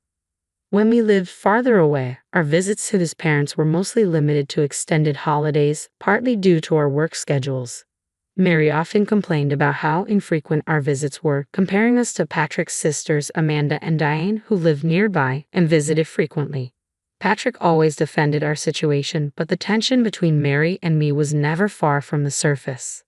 One of Mary's main issues with me was our lack of children. During a summer visit, she once openly questioned why we didn't have any yet, going so far as to compare me unfavorably to her daughters, who also didn't have kids. Her outdated views and intrusive comments about motherhood always grated on me. Still, when Mary's health began to decline, even Patrick grew more concerned, which played a big role in our recent decision to move closer to her. With Patrick now back home and me having quit my job, I dreaded the increased interaction with Mary. I even considered letting Patrick move back on his own, especially after hearing a friend's horror story about her husband's infidelity during a business trip. But after much thought, I decided to move with him. After all, we wouldn't be living with his mother full-time. Surprisingly, Mary seemed genuinely pleased with my decision. 3 weeks later, Mary invited me over for tea, something I had never accepted before. Reluctantly, I agreed. When I arrived at my in-laws' house, Mary and Amanda were both there to greet me. Amanda wasted no time with her snark. "Pamela, it's been so long. "Why haven't you visited since moving here?" she asked, her tone dripping with sarcasm. Internally, I was already regretting coming. Mary, however, seemed oddly cheerful. "I was so happy when you decided to move closer," she said. "But it seems I was wrong. You don't like me, do you?" For a brief moment, I was tempted to confirm her suspicion just to see her reaction, but I held my tongue. "I don't dislike you, Mary," I said, forcing a polite smile. "I've just been feeling unwell, adjusting to the move. The new environment has been tiring," I explained, which was partly true. I'd been resting at home due to fatigue, and Patrick hadn't even mentioned this visit. Why was I here today, only to endure their harsh words? Mary quickly accused me of disliking her. But wasn't it the other way around? How were we supposed to get along under these conditions? Amanda cut in sharply. "How can you speak to your mother-in-law like that? Apologize to her. Say you're sorry." I braced myself for Mary's anger, but her response caught me off guard. "You're right," she said, her voice unexpectedly soft. "I have been mean. I'm sorry, Pamela. And I'm also sorry about the comments I made about children. I was being nosy." I was stunned. I had expected a lecture, perhaps some hidden sarcasm, but there was none. Even Amanda looked surprised. "All I ever wanted was to hold a grandchild," Mary confessed quietly. She went on to explain that Amanda's husband was infertile, and Diane seemed to be having fertility issues as well. So she had placed her hopes on Patrick and me. Even though I knew about Amanda and Diane's struggles, Patrick and I had our own conversations about children. We were considering it, but it wasn't a decision to be rushed. "Please just give us some time," I replied, bowing my head slightly. Despite everything, I still felt a sense of duty. "I'm sorry," I added, "but do visit us sometime." With that, the tension seemed to dissolve. Mary and Amanda resumed watching TV, sipping their tea as if nothing had happened. "I like this announcer," Mary remarked about a local TV personality. "She's so energetic and bright." Watching them together, I felt a pang of regret. Maybe if I had been more outgoing, things could have been different with Mary and her family. It was a fleeting, somewhat naive thought, but I was relieved to have expressed my feelings earlier. Maybe this could lead to a better relationship between us, I hoped. But that hope didn't last long. Later that evening, Patrick came home, visibly upset. "Mom told me you said you have no intention of getting along," he said, his voice laced with anger. "She was crying, Pamela. What did you say to her?" I was taken aback. Just a few hours ago, he had left with a smile, and now he was accusing me of something completely different. "Patrick, there's been a misunderstanding," I began, trying to stay calm. "I told her it's difficult for me to be friends with her given how things have been between us, but I never said I didn't want to get along." He didn't seem convinced. His earlier smile now felt like a distant memory, replaced by doubt. I felt a wave of fear. He fully believed Mary's twisted version of the story. I tried to explain further, but he wasn't listening. Then my phone buzzed with a message from Amanda. "After all the effort of moving here, weren't you prepared to make it work? If you're here with us, you need to be a bit more patient." Patrick glanced at me, his expression mirroring Amanda's words. I suddenly felt very alone. I moved here because I wanted to be with Patrick, not to appease Mary and Amanda. I looked him in the eye and said, "It's clear that Mary and the others might never approve of me. Maybe you should consider someone she likes more." The word divorce slipped out before I could stop it, and for the first time, Patrick looked genuinely alarmed. "Wait, hold on. How did we jump to divorce?" he asked, bewildered by the sudden turn. "I just want you to get along better with my family." He couldn't seem to grasp that his family might never truly accept me, which left me feeling equally baffled. But Patrick seemed determined to resolve the misunderstanding. The next day, he came home late from work and told me about his conversation with his mother. She had admitted that there was a misunderstanding and even apologized. "What a fuss," Patrick said, as if it were all behind us. Then, as if on a completely different note, he mentioned that Mary's birthday was coming up. "How about we celebrate her birthday at a fancy restaurant?" The sudden shift from turmoil to talks of a birthday celebration left me confused. But it was clear that Patrick was making an effort to mend things, even if the path forward seemed rocky. Patrick suggested that if we framed the birthday dinner as my idea, it might help shift Mary's perception of me in a positive direction. I was skeptical, given Mary's complex personality, but I agreed to make the reservation. I invited Amanda and the rest of the family, booking a table for 8. Patrick was on board, but as the day approached, An uneasy feeling grew inside me. Patrick had been distant lately, his responses to my attempts at conversation curt and indifferent. I felt more isolated with each passing day. The night of the dinner arrived, and we walked into the restaurant to find Mary, Amanda, and their spouses already seated. The host showed Patrick and me to our table, casting a curious glance in our direction, adding to my discomfort. "Happy birthday, Mary," I said, trying to keep my voice steady. I greeted Mary cheerfully, trying to bridge the gap. However, she didn't even acknowledge me, instead turning to the others and thanking them for joining her celebration. It felt like a deliberate snub. Amanda glanced at me, her brow furrowed in confusion. "I thought today was a family gathering," she remarked, her brief, puzzled look leaving me uneasy. Diane, sensing the tension, glanced over with concern, making it clear that I was being deliberately excluded. Determined not to let it ruin my evening, I decided to quietly keep to myself and leave early.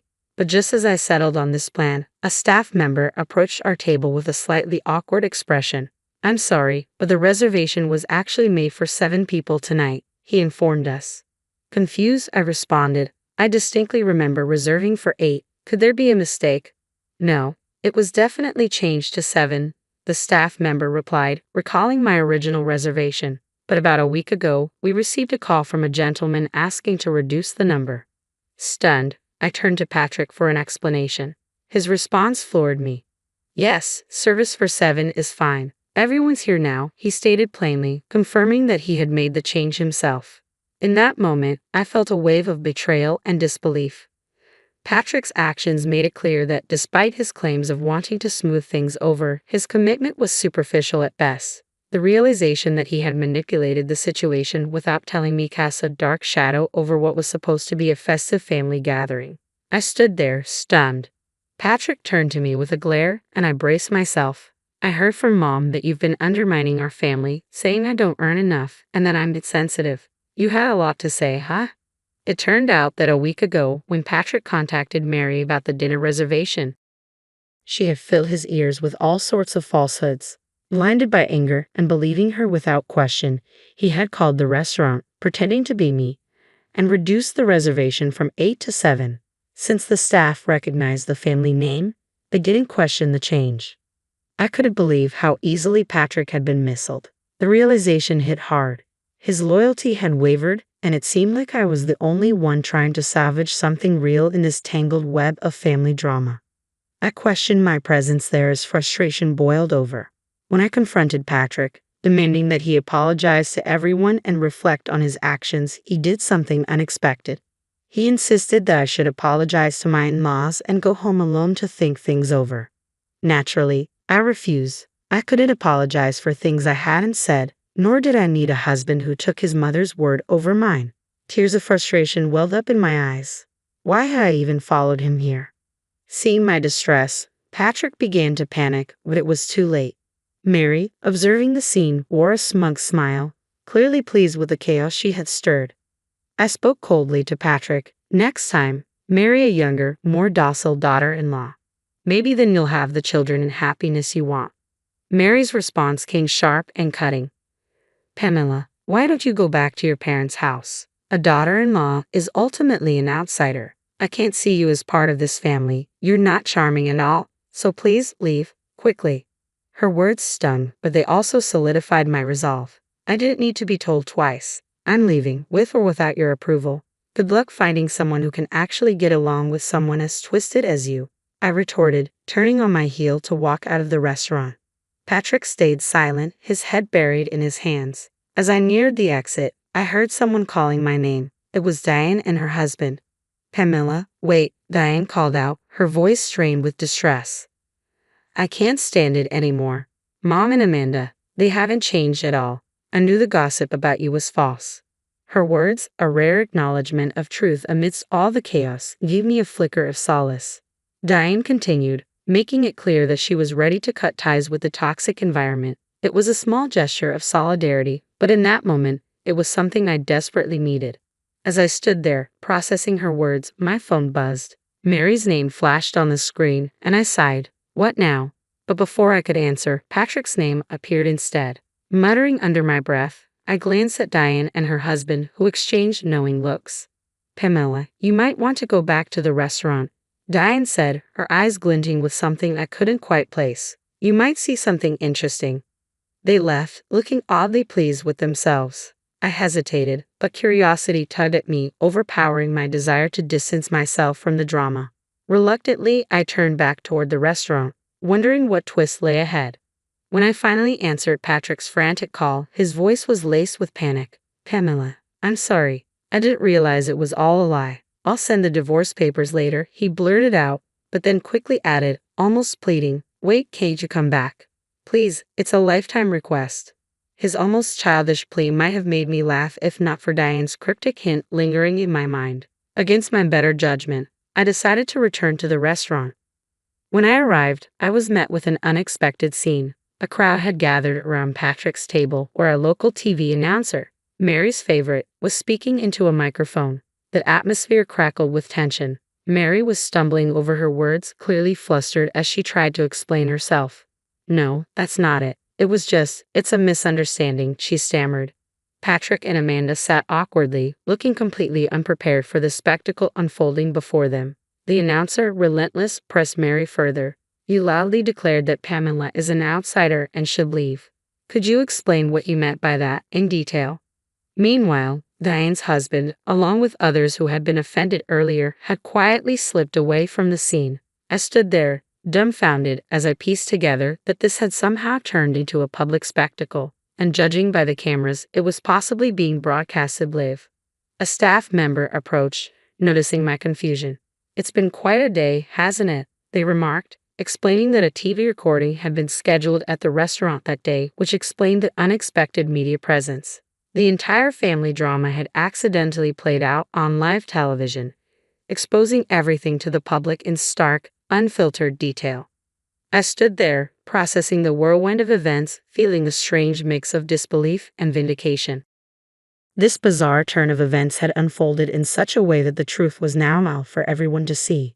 The private dining area hadn't been as secluded as they thought, and conversations had been easily overheard. Just as I was about to step outside for air, a famous TV announcer approached Mary, beaming. Mary, would you be willing to do an interview? He asked cheerfully. Mary, always an avid fan of the media, lit up with excitement. An interview? Absolutely, she exclaimed, eager to soak in the attention. The announcer smiled. We're talking about mother-in-law and daughter-in-law relationships today. We heard there was a bit of a heated argument earlier, and the daughter-in-law left in tears. Can you tell us what happened? Mary's face went pale at the unexpected question. Amanda's expression mirrored her mother's as they both struggled to come up with a response. Their manipulation and scheming had now been laid bare, and they were cornered into explaining the truth. Just then, from across the room, Patrick spotted me. He looked desperate, his eyes pleading.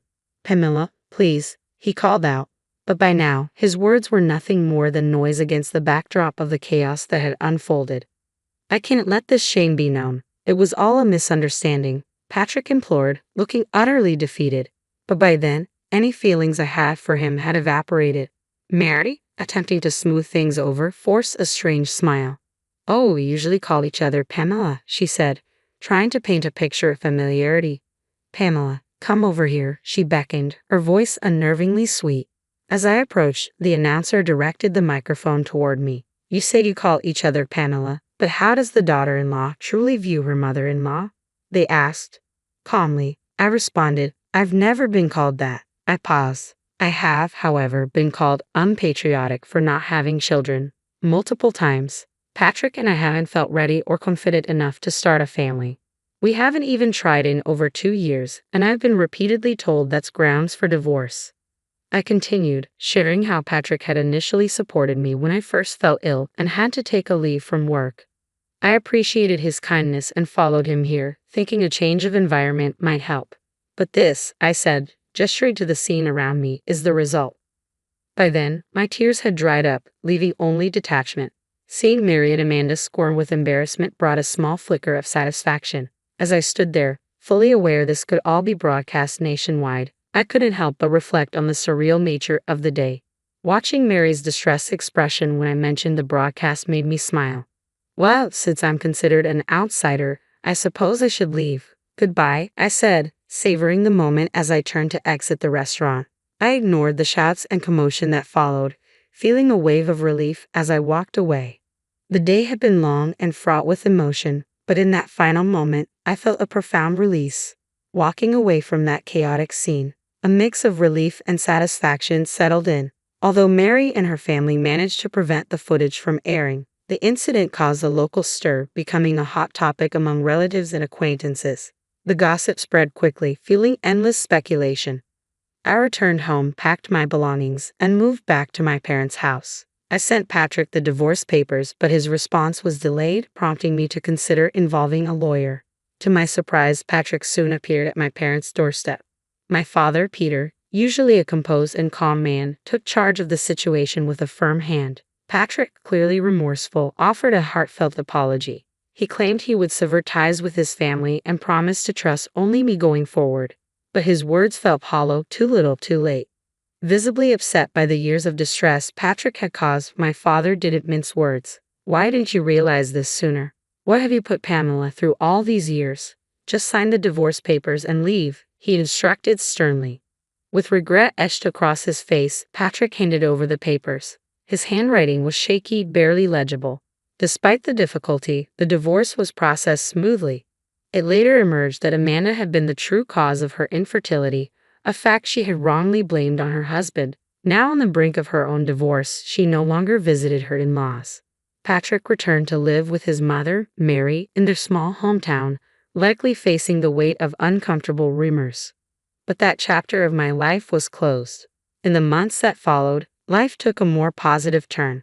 I reconnected with a classmate from my hometown, and we eventually married. Our relationship is filled with joy, and we soon welcomed a child. We now have a 2-year-old daughter, and I am expecting our second child. My new mother-in-law is a blessing, supportive, kind, and everything Mary was not.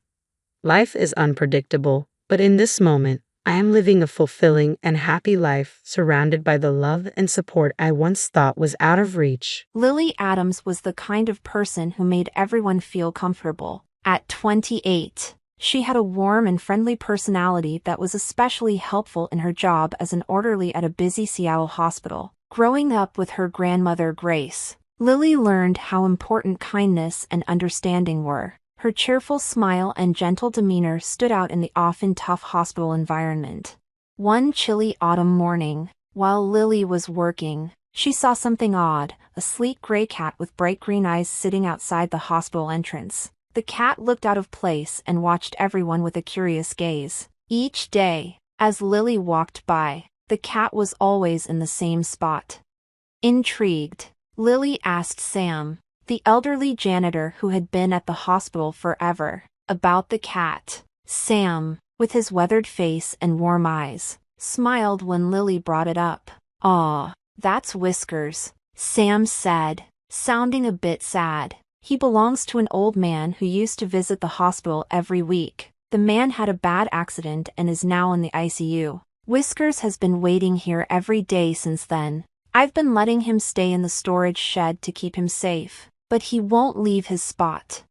Lily felt sorry for the lonely cat. She understood what it was like to be alone and depend on someone. Her grandmother Grace had been her support after her parents passed away when she was young. Seeing Whiskers waiting for his owner reminded Lily of her own bond with Grace. Every day, Lily made sure to visit Whiskers during her breaks. She'd bring him food or just sit with him, giving him a kind word or a gentle pat. Over time, Whiskers began to recognize her and would brighten up when she came. Meanwhile, the hospital was always busy, and Lily's work never seemed to get any easier. Na Evans, a nurse in her early 40s, often crossed paths with Lily. Na was known for being strict and rarely smiled. She was known for being demanding and found Lily's warm and easygoing nature irritating. One day, while Lily was talking to Whiskers, Na walked by and gave her a disapproving look. "You spend more time with that cat than doing your job," Na said sharply. Lily was surprised and tried to explain. "I just feel sorry for him, Na. He's all alone, waiting for his owner to get better." "Well, we're not here to pamper animals," Na replied coldly before walking away.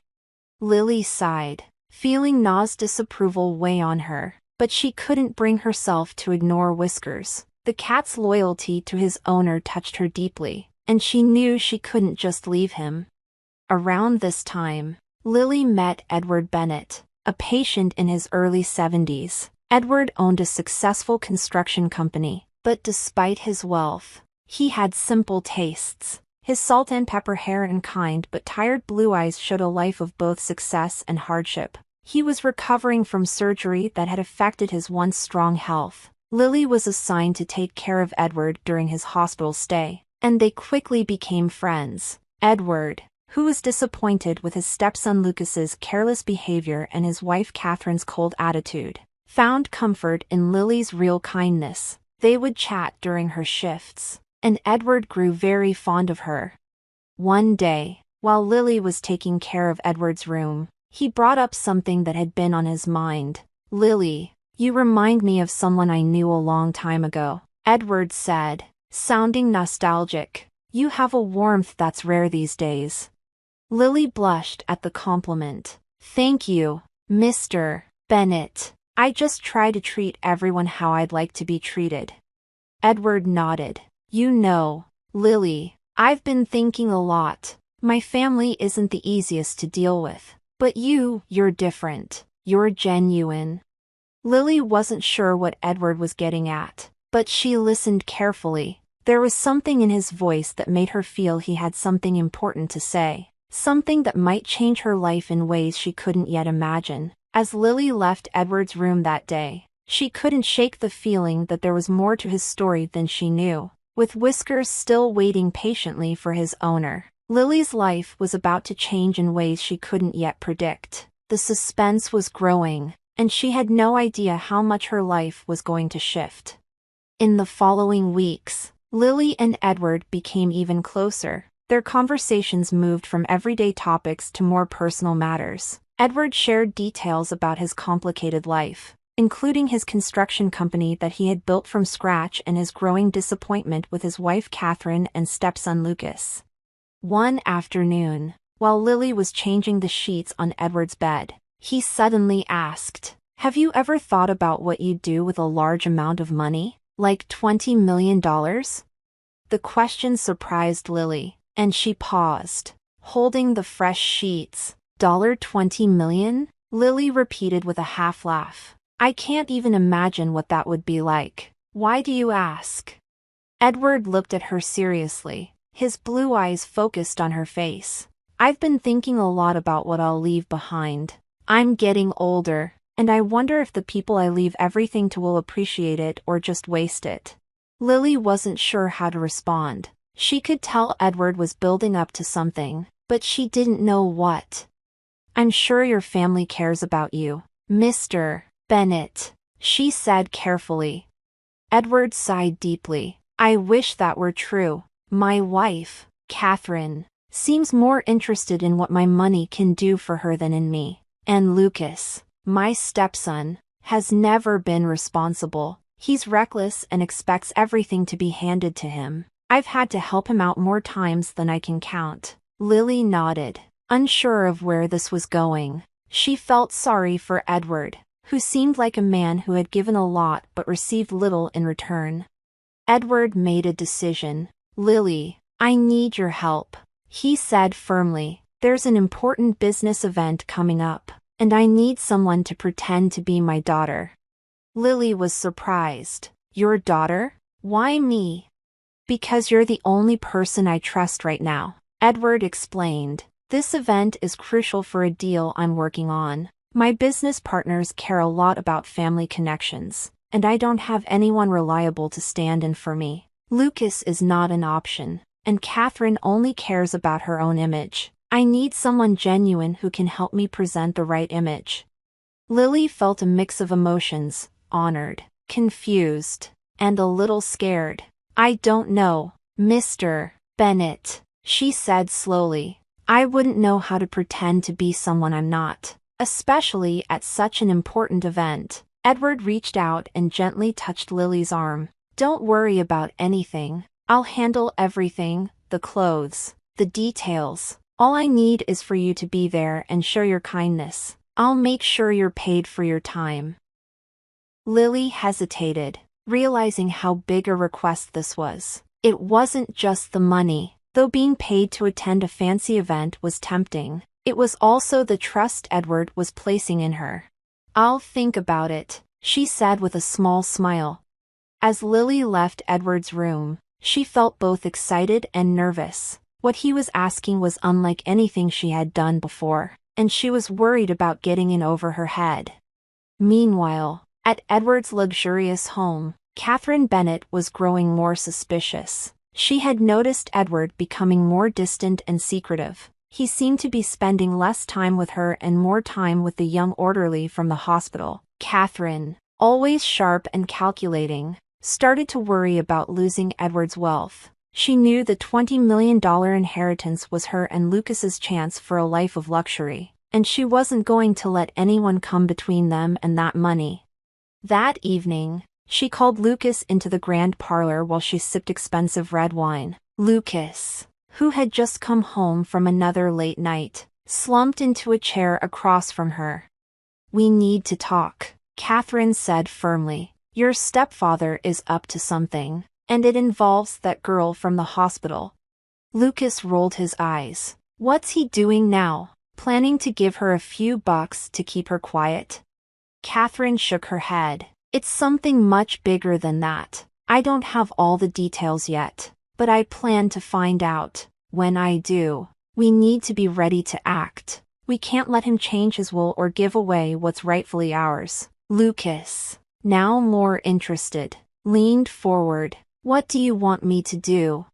"Keep a close eye on him," Catherine said, "and make sure that girl stays away from him. We can't afford any mistakes. The $20 million is ours, Lucas, and we're not letting anyone take it from us." As the night went on, the tension in the Bennet household increased. Lily didn't know that her choice to help Edward would soon involve her in a dangerous mix of loyalty, betrayal, and greed.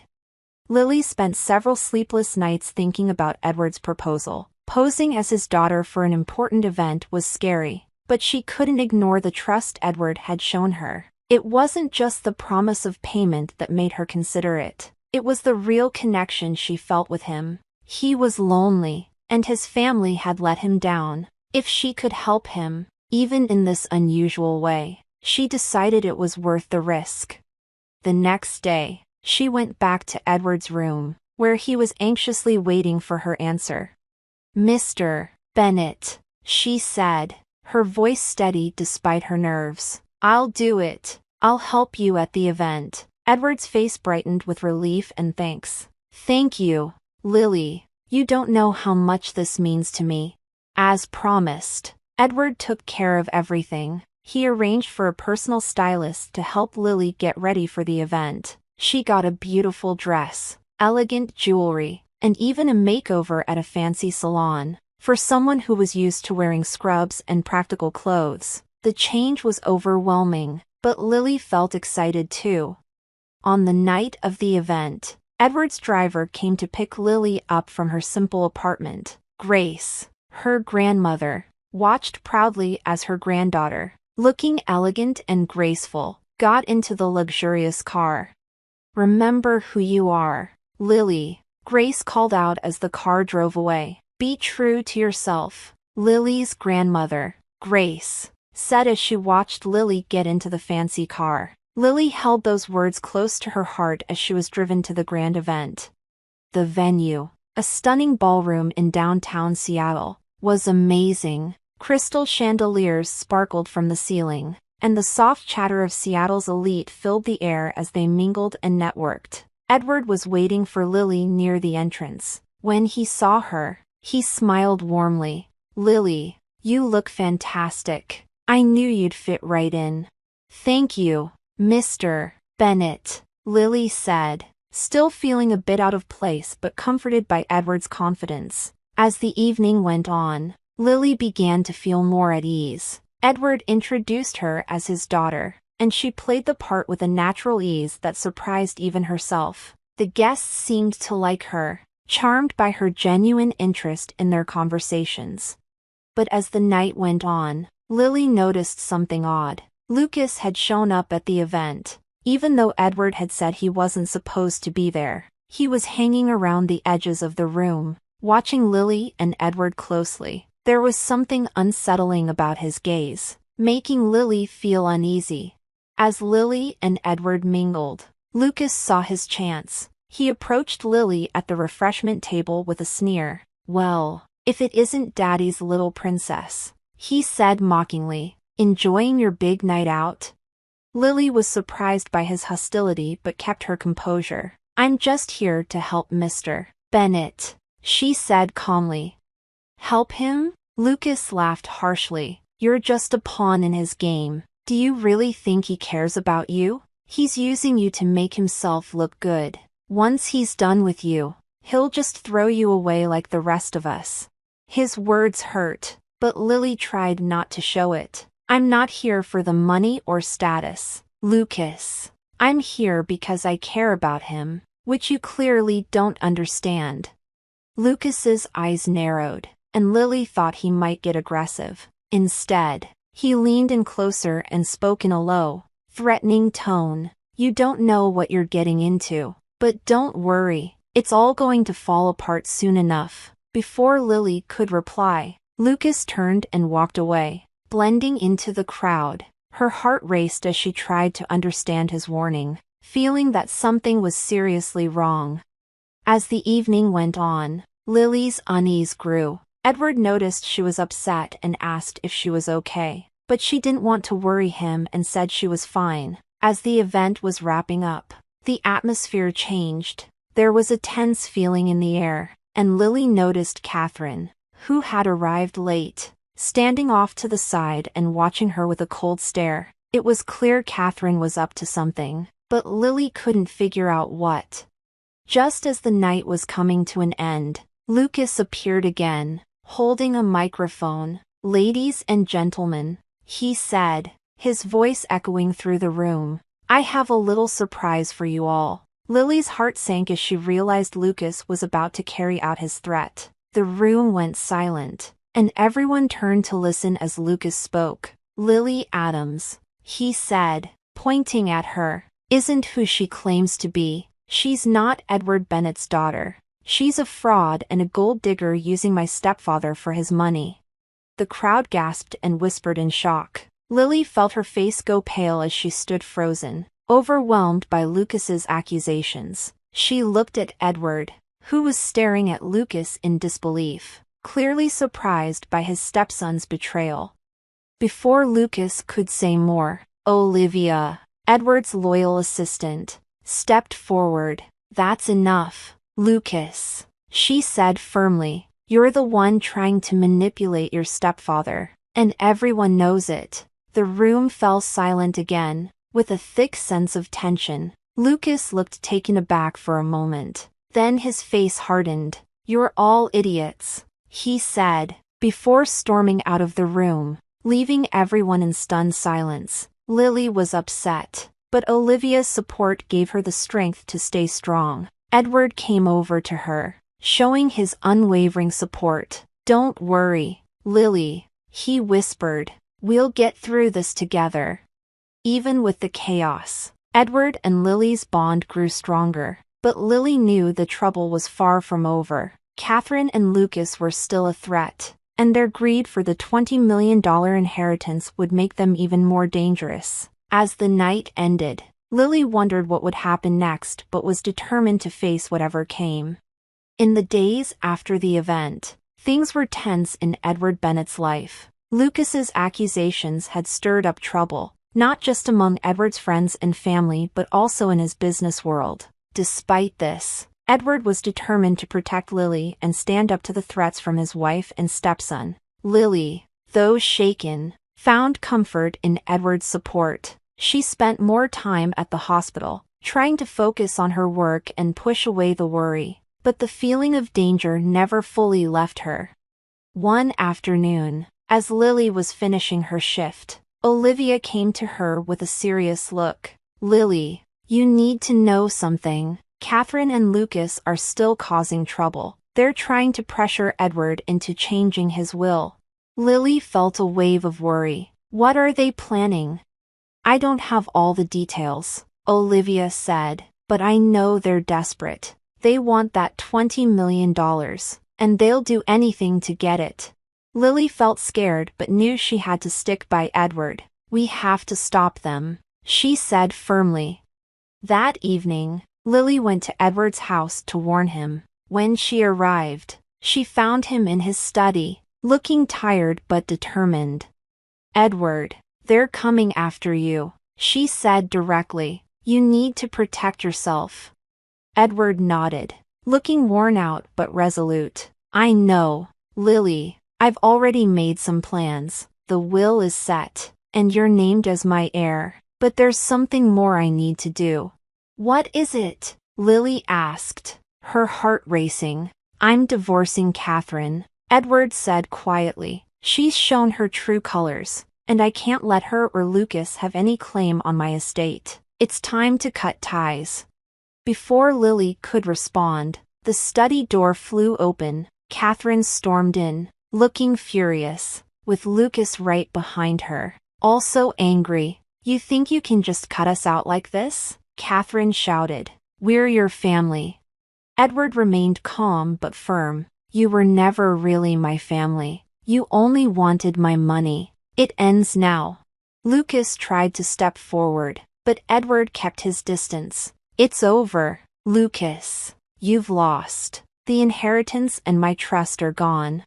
Catherine sneered. You'll regret this, Edward. You'll end up alone, and no one will care. Lily, standing with Edward, spoke up. You're wrong, Catherine. Edward has people who care about him for who he is, not for his money. Realizing they couldn't win, Catherine and Lucas left the study in anger, leaving Edward and Lily alone in the quiet room. In the weeks that followed, Edward's divorce was finalized, and Lucas was completely cut off from his life. Edward's health improved, and he began to rebuild his life, free from the negativity of his former family. One sunny afternoon, while they relaxed in his garden, Edward made a life-changing decision for Lily. Lily, you've become like the daughter I never had. I want to make it official, if you're willing. Tears filled Lily's eyes as she nodded. Yes, Edward, I'd be honored. They became a new family, built on trust, loyalty, and love. With Grace and Irene there, and Whiskers happily lounging nearby, they found a peace they had longed for. The $20 million inheritance was no longer a source of stress but a symbol of their new life together. In the end, it wasn't the money that mattered but the strong bonds they had created. In the busy city of Sydney, Australia, where tall buildings sparkled in the sunlight and everything moved fast, Jasmine's days felt slow. At 25, Jasmine worked hard as a cleaner but struggled to get by. Her days were filled with the noise of cleaning tools and city traffic, but she stayed hopeful despite her tough life. Each day, she cleaned offices and hotels carefully, dreaming of a better life for herself and her family. One afternoon, while Jasmine was cleaning the floors of a fancy office building in Sydney's business district, a tall, well-dressed man named Liam caught her attention. Liam, 28 and wealthy, had been walking through the building's lobby and noticed Jasmine. He was intrigued not by her looks, but by how dedicated she was to her work. He admired her focus and the kindness she showed despite her situation. Feeling sympathetic, Liam walked up to Jasmine. "Excuse me," he said, sounding genuinely concerned.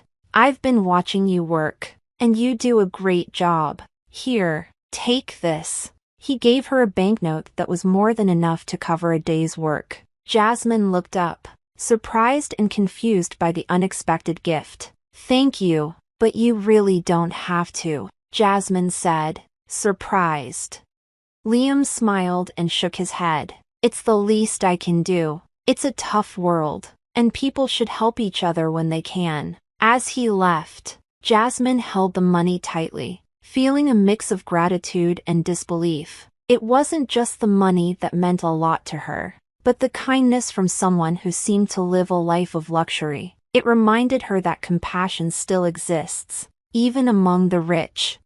Back at his fancy mansion, Liam's stepfather, Marcus, a wealthy and calculating man in his late 50s, was noticing Liam's recent acts of charity. Marcus, who was always thinking about their family's status, saw these acts as a threat. He thought kindness might be a weakness that could harm their reputation. One evening, Marcus called Liam to his study. The room was filled with expensive art and old furniture. Marcus sat back in his chair, looking serious. "Liam, I've heard about your recent charity work," Marcus said, sounding smooth but disapproving. "You might not realize, but this could hurt our family's image. We have a reputation to maintain."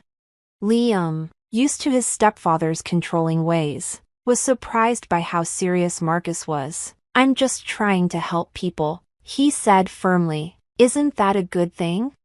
Marcus's face grew stern. "Not if it harms our reputation. You need to understand how important this is." Liam was confused but didn't have time to ask more. Marcus continued, "I think you need to learn about responsibility and image. I've set up something to help you understand." The next day, Jasmine got an unexpected visit from Marcus. He arrived at her small apartment, looking out of place among the modest surroundings. With a careful smile, he made Jasmine an offer that seemed too good to be true. "Jasmine," he began, "I'm here to offer you a chance," Marcus said. "My stepson Liam wants to help people like you, to avoid any more problems. We've come up with a plan. If you agree to marry Liam, you'll have a life of comfort and wealth." Jasmine was shocked. "Marry him? But why? I don't even know him." Marcus's smile didn't change. "It's a way to secure your future and help your community. The money you'll get could really make a difference in your life and others." Jasmine was torn. The chance to improve her life and help her family was tempting, but marrying a stranger felt wrong. Still, the possibility of making a big impact with the money made her think.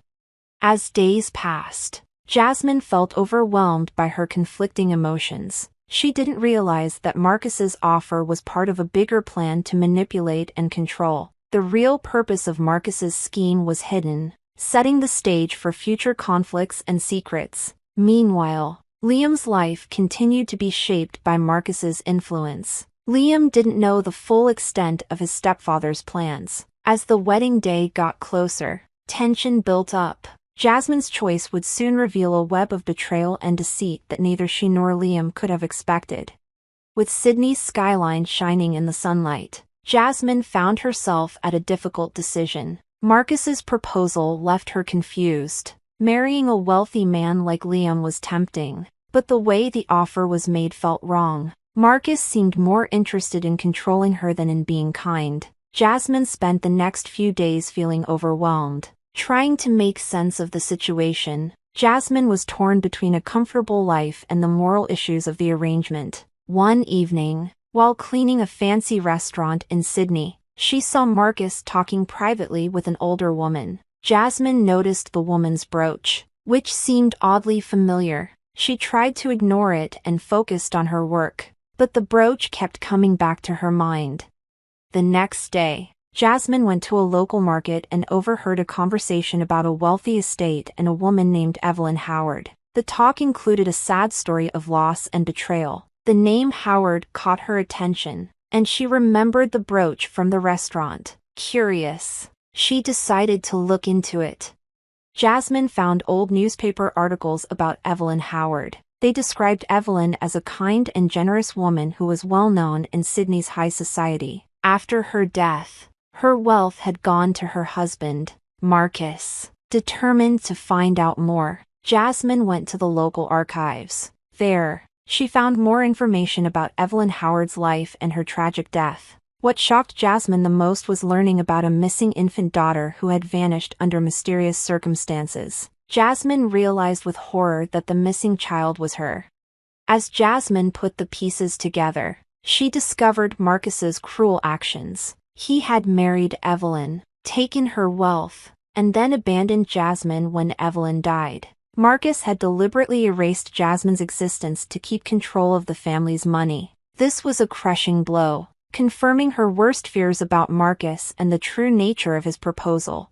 The wedding day came with a mix of excitement and fear. The fancy venue, filled with lavish decorations, was a stark contrast to Jasmine's modest background. Guests in elegant outfits buzzed with excitement, unaware of the hidden drama. Liam, not knowing the true reasons behind the marriage arrangement, was getting ready for the ceremony. Despite his doubts and the growing tension, he tried to stay positive, hoping that marrying Jasmine might lead to something good. He had come to appreciate Jasmine's strength and kindness and wished their marriage could bring about some positive change. Dressed in a beautiful wedding gown, Jasmine felt both nervous and determined as she walked down the aisle. She glanced at Marcus, whose smug look did nothing to calm her. As the ceremony began, Jasmine braced herself for the worst. She knew Marcus was planning to reveal her past to embarrass her and Liam, but she was ready to act.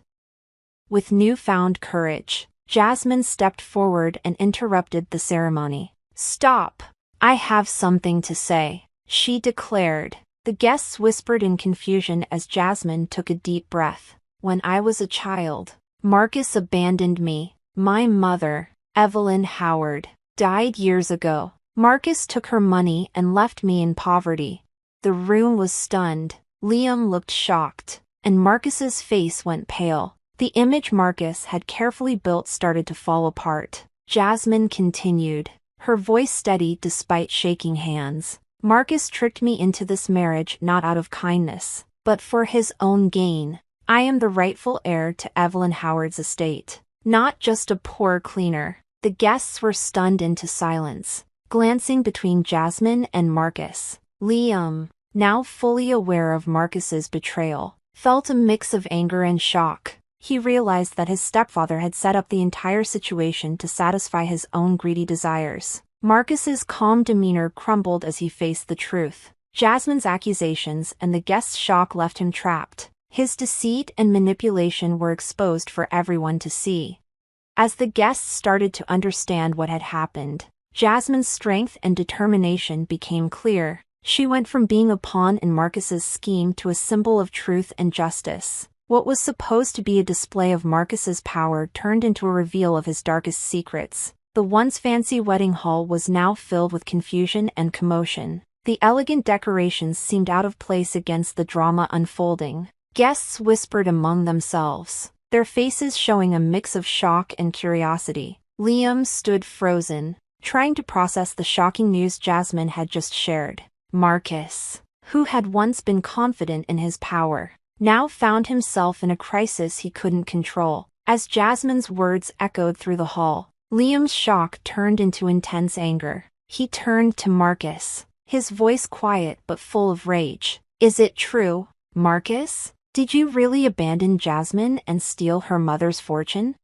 Marcus, now trapped and desperate, tried to stay calm. "Liam, this is all a misunderstanding. Jasmine is trying to mess things up." Liam's anger flared. "I've seen enough. It's clear you've been deceitful from the beginning. The truth is out, and you need to explain yourself to everyone here."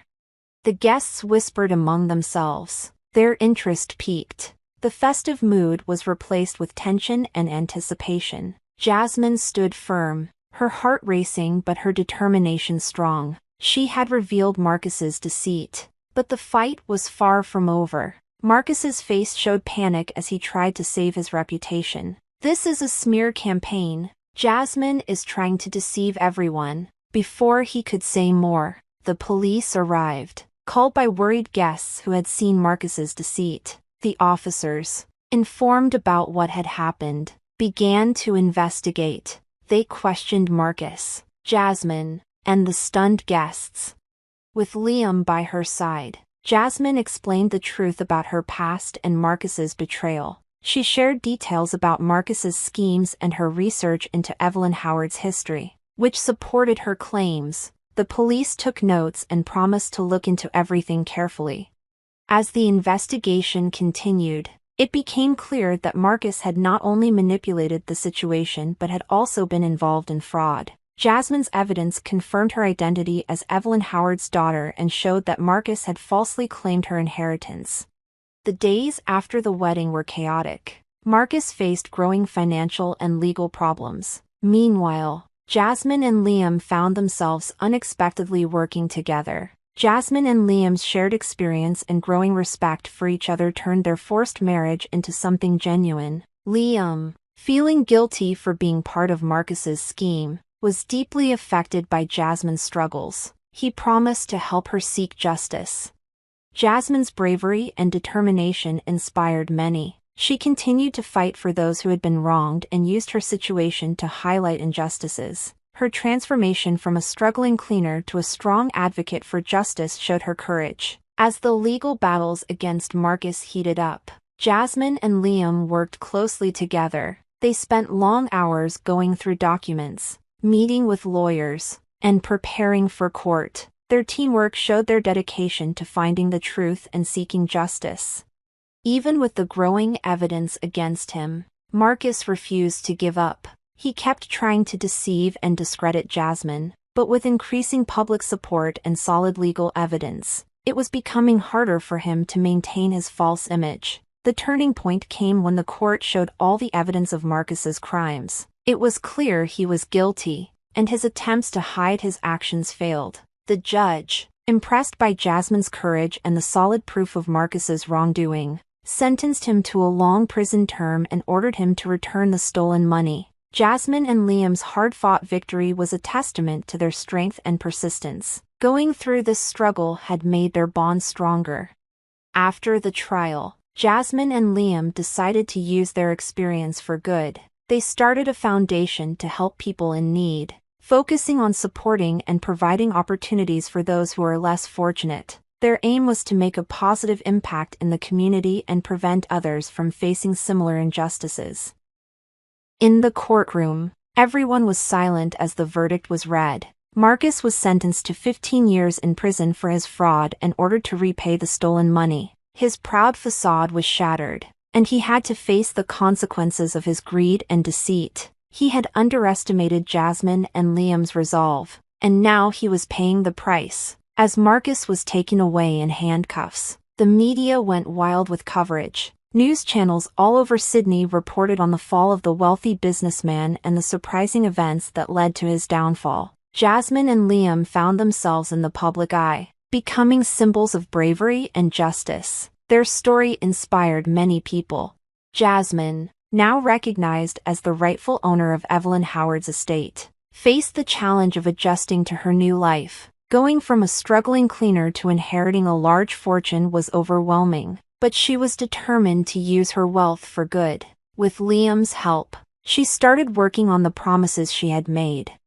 Liam, having seen Marcus's manipulation up close, felt a strong sense of duty. His initial act of kindness had sparked the events that led to Marcus's downfall, and he wanted to make sure their work had a lasting impact. Together with Jasmine, he set up a foundation in Sydney to support, educate, and help those in need. The foundation's goal was to assist the underprivileged and give a helping hand to those who had been forgotten by society. Jasmine and Liam put in a lot of hard work to set up programs that helped with various needs, like giving financial aid, education, and job training. They used their platform to push for social justice and draw attention to the struggles faced by underserved communities. Jasmine's story, once full of hardship and betrayal, had become a symbol of hope and change. Her bravery and determination turned her into an advocate for positive change, and her efforts were really making a difference in many people's lives.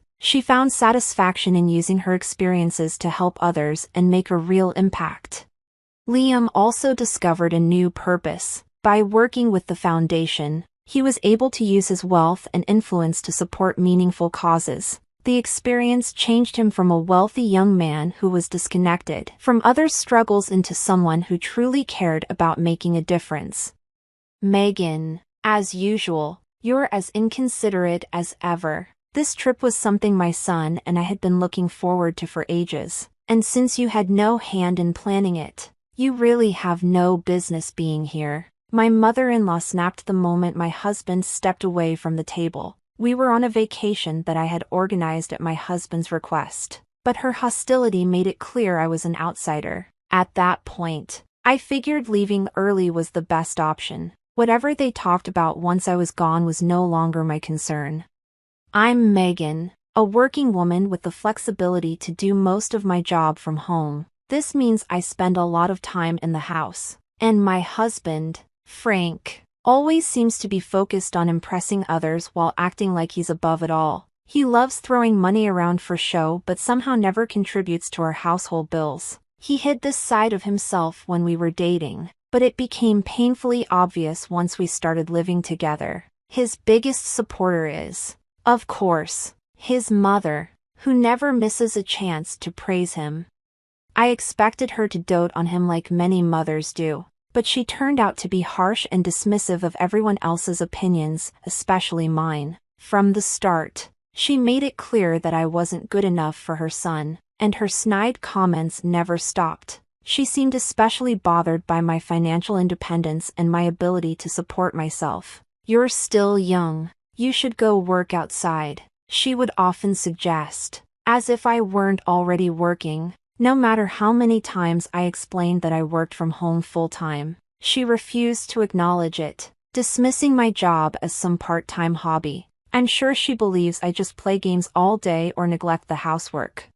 Frank knows full well what my work schedule looks like, but that hasn't stopped his mother from seeing me as a lazy, irresponsible wife. What's worse is that he never stands up for me. When she criticizes me in front of him, he just sits there in silence. I've asked him countless times to set the record straight, but he always says it's our issue to work out. He refuses to get involved, leaving me to handle the constant attacks alone. Once, when I pressed him for support, he angrily tossed divorce papers at me. The hurt and frustration were overwhelming, and for the first time, I seriously considered leaving him. But as difficult as marriage had been, the thought of divorce felt even more terrifying. I've come to realize that my husband constantly prioritizes his mother over our relationship, which is beyond frustrating. Still, I know I need to find a way to handle her expectations and comments without making things worse. I didn't agree to a divorce,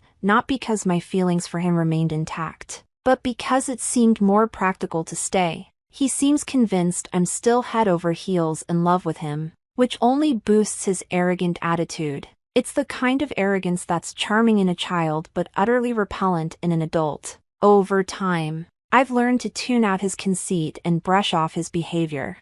Another reason I hesitated to push for divorce was our living situation. Thanks to my husband's job, we live far from his parents, so we only see them once or twice a year. I thought I could manage with such limited interaction. Also, since I work with international clients, American holidays don't play a huge role in my schedule, giving me some flexibility. As for my husband, even though he has the opportunity, he rarely takes extended time off, so it's not like we spend a lot of time together anyway. Between that and the infrequent visits to his parents, I believed I could navigate this rocky situation.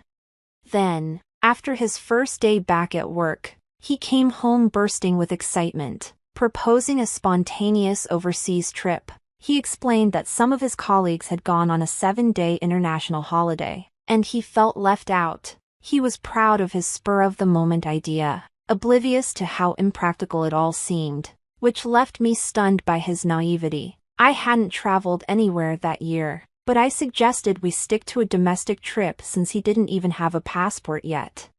I've always been good with languages, having studied abroad and traveled widely before we got married. Aside from English, I'm fluent in Spanish and have a decent command of Chinese. When my mom got hooked on Korean dramas, I even picked up a bit of Korean, though I'm still shaky on it. But regardless of my language skills, getting passports and planning an international trip isn't as simple as my husband imagined. I suggested we plan for something abroad during a more convenient season, like the summer or winter holidays, but he was insistent. Despite having zero travel experience, He picked the destination, took time off without confirming it with his workplace, and expected me to handle all the details. When I voiced concerns about the logistics of such a trip, he brushed them aside with, "English is universal." He was convinced we wouldn't face any problems, as if everything would magically fall into place. Just when I thought we might manage, my husband dropped another bombshell. His plan included bringing his mother along, and he simply assumed I would handle everything. Managing two inexperienced travelers was already daunting enough, but his casual remark about showing some respect for your elders and earning brownie points as a devoted wife felt patronizing and overwhelming. It wasn't framed as a favor I might do for them, it was more like a duty he expected me to fulfill. Still, despite my growing frustration, I found myself quietly making the necessary arrangements just as he had directed. In his mind, he was doing me a favor by orchestrating this trip, and it felt impossible to argue without seeming ungrateful. So, as he wished, I got to work. I handled everything, from securing passports for my mother-in-law and husband to booking flights, hotels, and planning a detailed itinerary. It was an enormous amount of effort, but I completed each task with precision, crafting what I knew would be a seamless travel experience. On the day of our departure, my mother-in-law, completely oblivious to all the work I had put in, was excited and chattered on about the luxury seating she assumed her son had arranged. She gushed over him, praising what she thought was his meticulous planning and generosity. Meanwhile, my husband basked in the compliments, shamelessly accepting credit for the trip's organization. Despite all my effort, I stood there in silence, realizing just how little recognition I would receive for the work I had done. It became painfully clear at the airport just how much of the heavy lifting I had done. Both my husband and his mother were completely clueless about navigating the terminals and spent their time wandering aimlessly while I handled all the logistics. When it was time to board, they were still off somewhere, completely unaware. In a frantic rush to locate them, I had to ask the airport staff to make a gate announcement. Their disorganization, combined with their complete lack of appreciation, was both frustrating and embarrassing. To make things worse, they accused me of trying to secure a more comfortable flight for myself, even though they spent most of the journey pestering the flight attendants with endless requests. Once we arrived at our destination, I was hoping for some peace at the hotel after the chaos of immigration, but that hope quickly vanished. Suddenly, my husband claimed to be sick and rushed off to the bathroom, leaving me to manage all our luggage. It was confusing, especially since we had eaten the same meal, but maybe it was a little karma for his behavior on the flight. He'd spent most of it flirting with one of the attendants. As I struggled with our bags, my mother-in-law wasted no time in berating me. She accused me of being a selfish daughter-in-law, claiming that the trip was meant to be a special getaway just for her and her son, and implied that I had merely tagged along for a free ride. She even went so far as to criticize my job, suggesting I didn't really contribute anything financially. Her comments stung, especially considering the enormous effort I had put into making this trip happen in the first place. It was almost laughable when she said I didn't deserve to enjoy myself because I hadn't contributed to the planning. Then she added, "I'm not sure if I'll even enjoy this trip with you here." That was the last straw. "Fine, then I'll leave," I said calmly, without a second thought. I handed her my husband's suitcase, kept my smaller bag, and walked away. Her stunned expression was almost comical, as if she hadn't just told me to go. As I walked off, I had to bite my lip to keep from laughing. It became painfully clear at the airport just how much of the heavy lifting I had done. Both my husband and his mother were completely clueless about navigating the terminals and spent their time wandering aimlessly while I handled all the logistics. When it was time to board, they were still off somewhere, completely unaware. In a frantic rush to locate them, I had to ask the airport staff to make a gate announcement. Their disorganization, combined with their complete lack of appreciation, was both frustrating and embarrassing. To make things worse, they accused me of trying to secure a more comfortable flight for myself,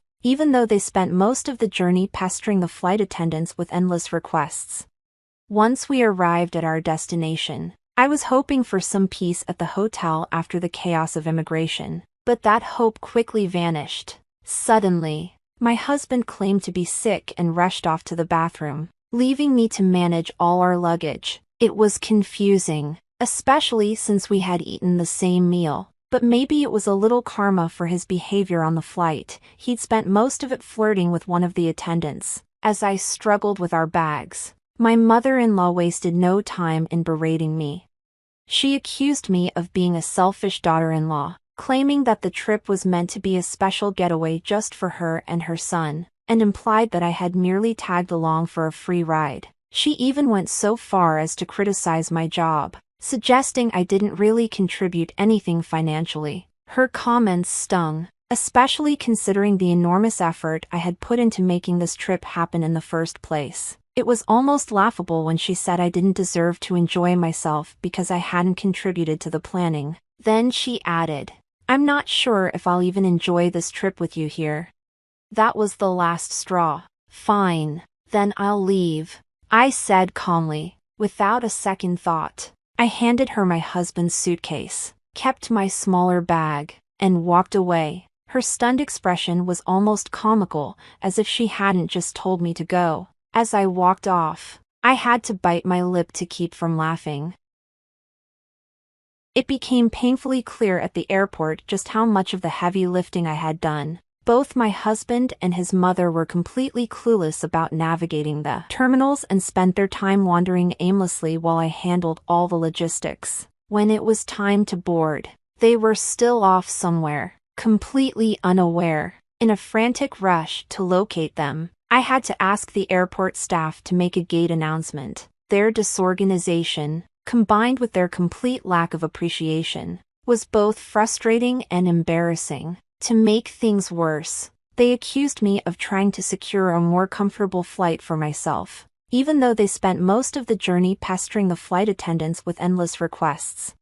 Once we arrived at our destination, I was hoping for some peace at the hotel after the chaos of immigration, but that hope quickly vanished. Suddenly, my husband claimed to be sick and rushed off to the bathroom, leaving me to manage all our luggage. It was confusing, especially since we had eaten the same meal. But maybe it was a little karma for his behavior on the flight. He'd spent most of it flirting with one of the attendants. As I struggled with our bags, my mother-in-law wasted no time in berating me.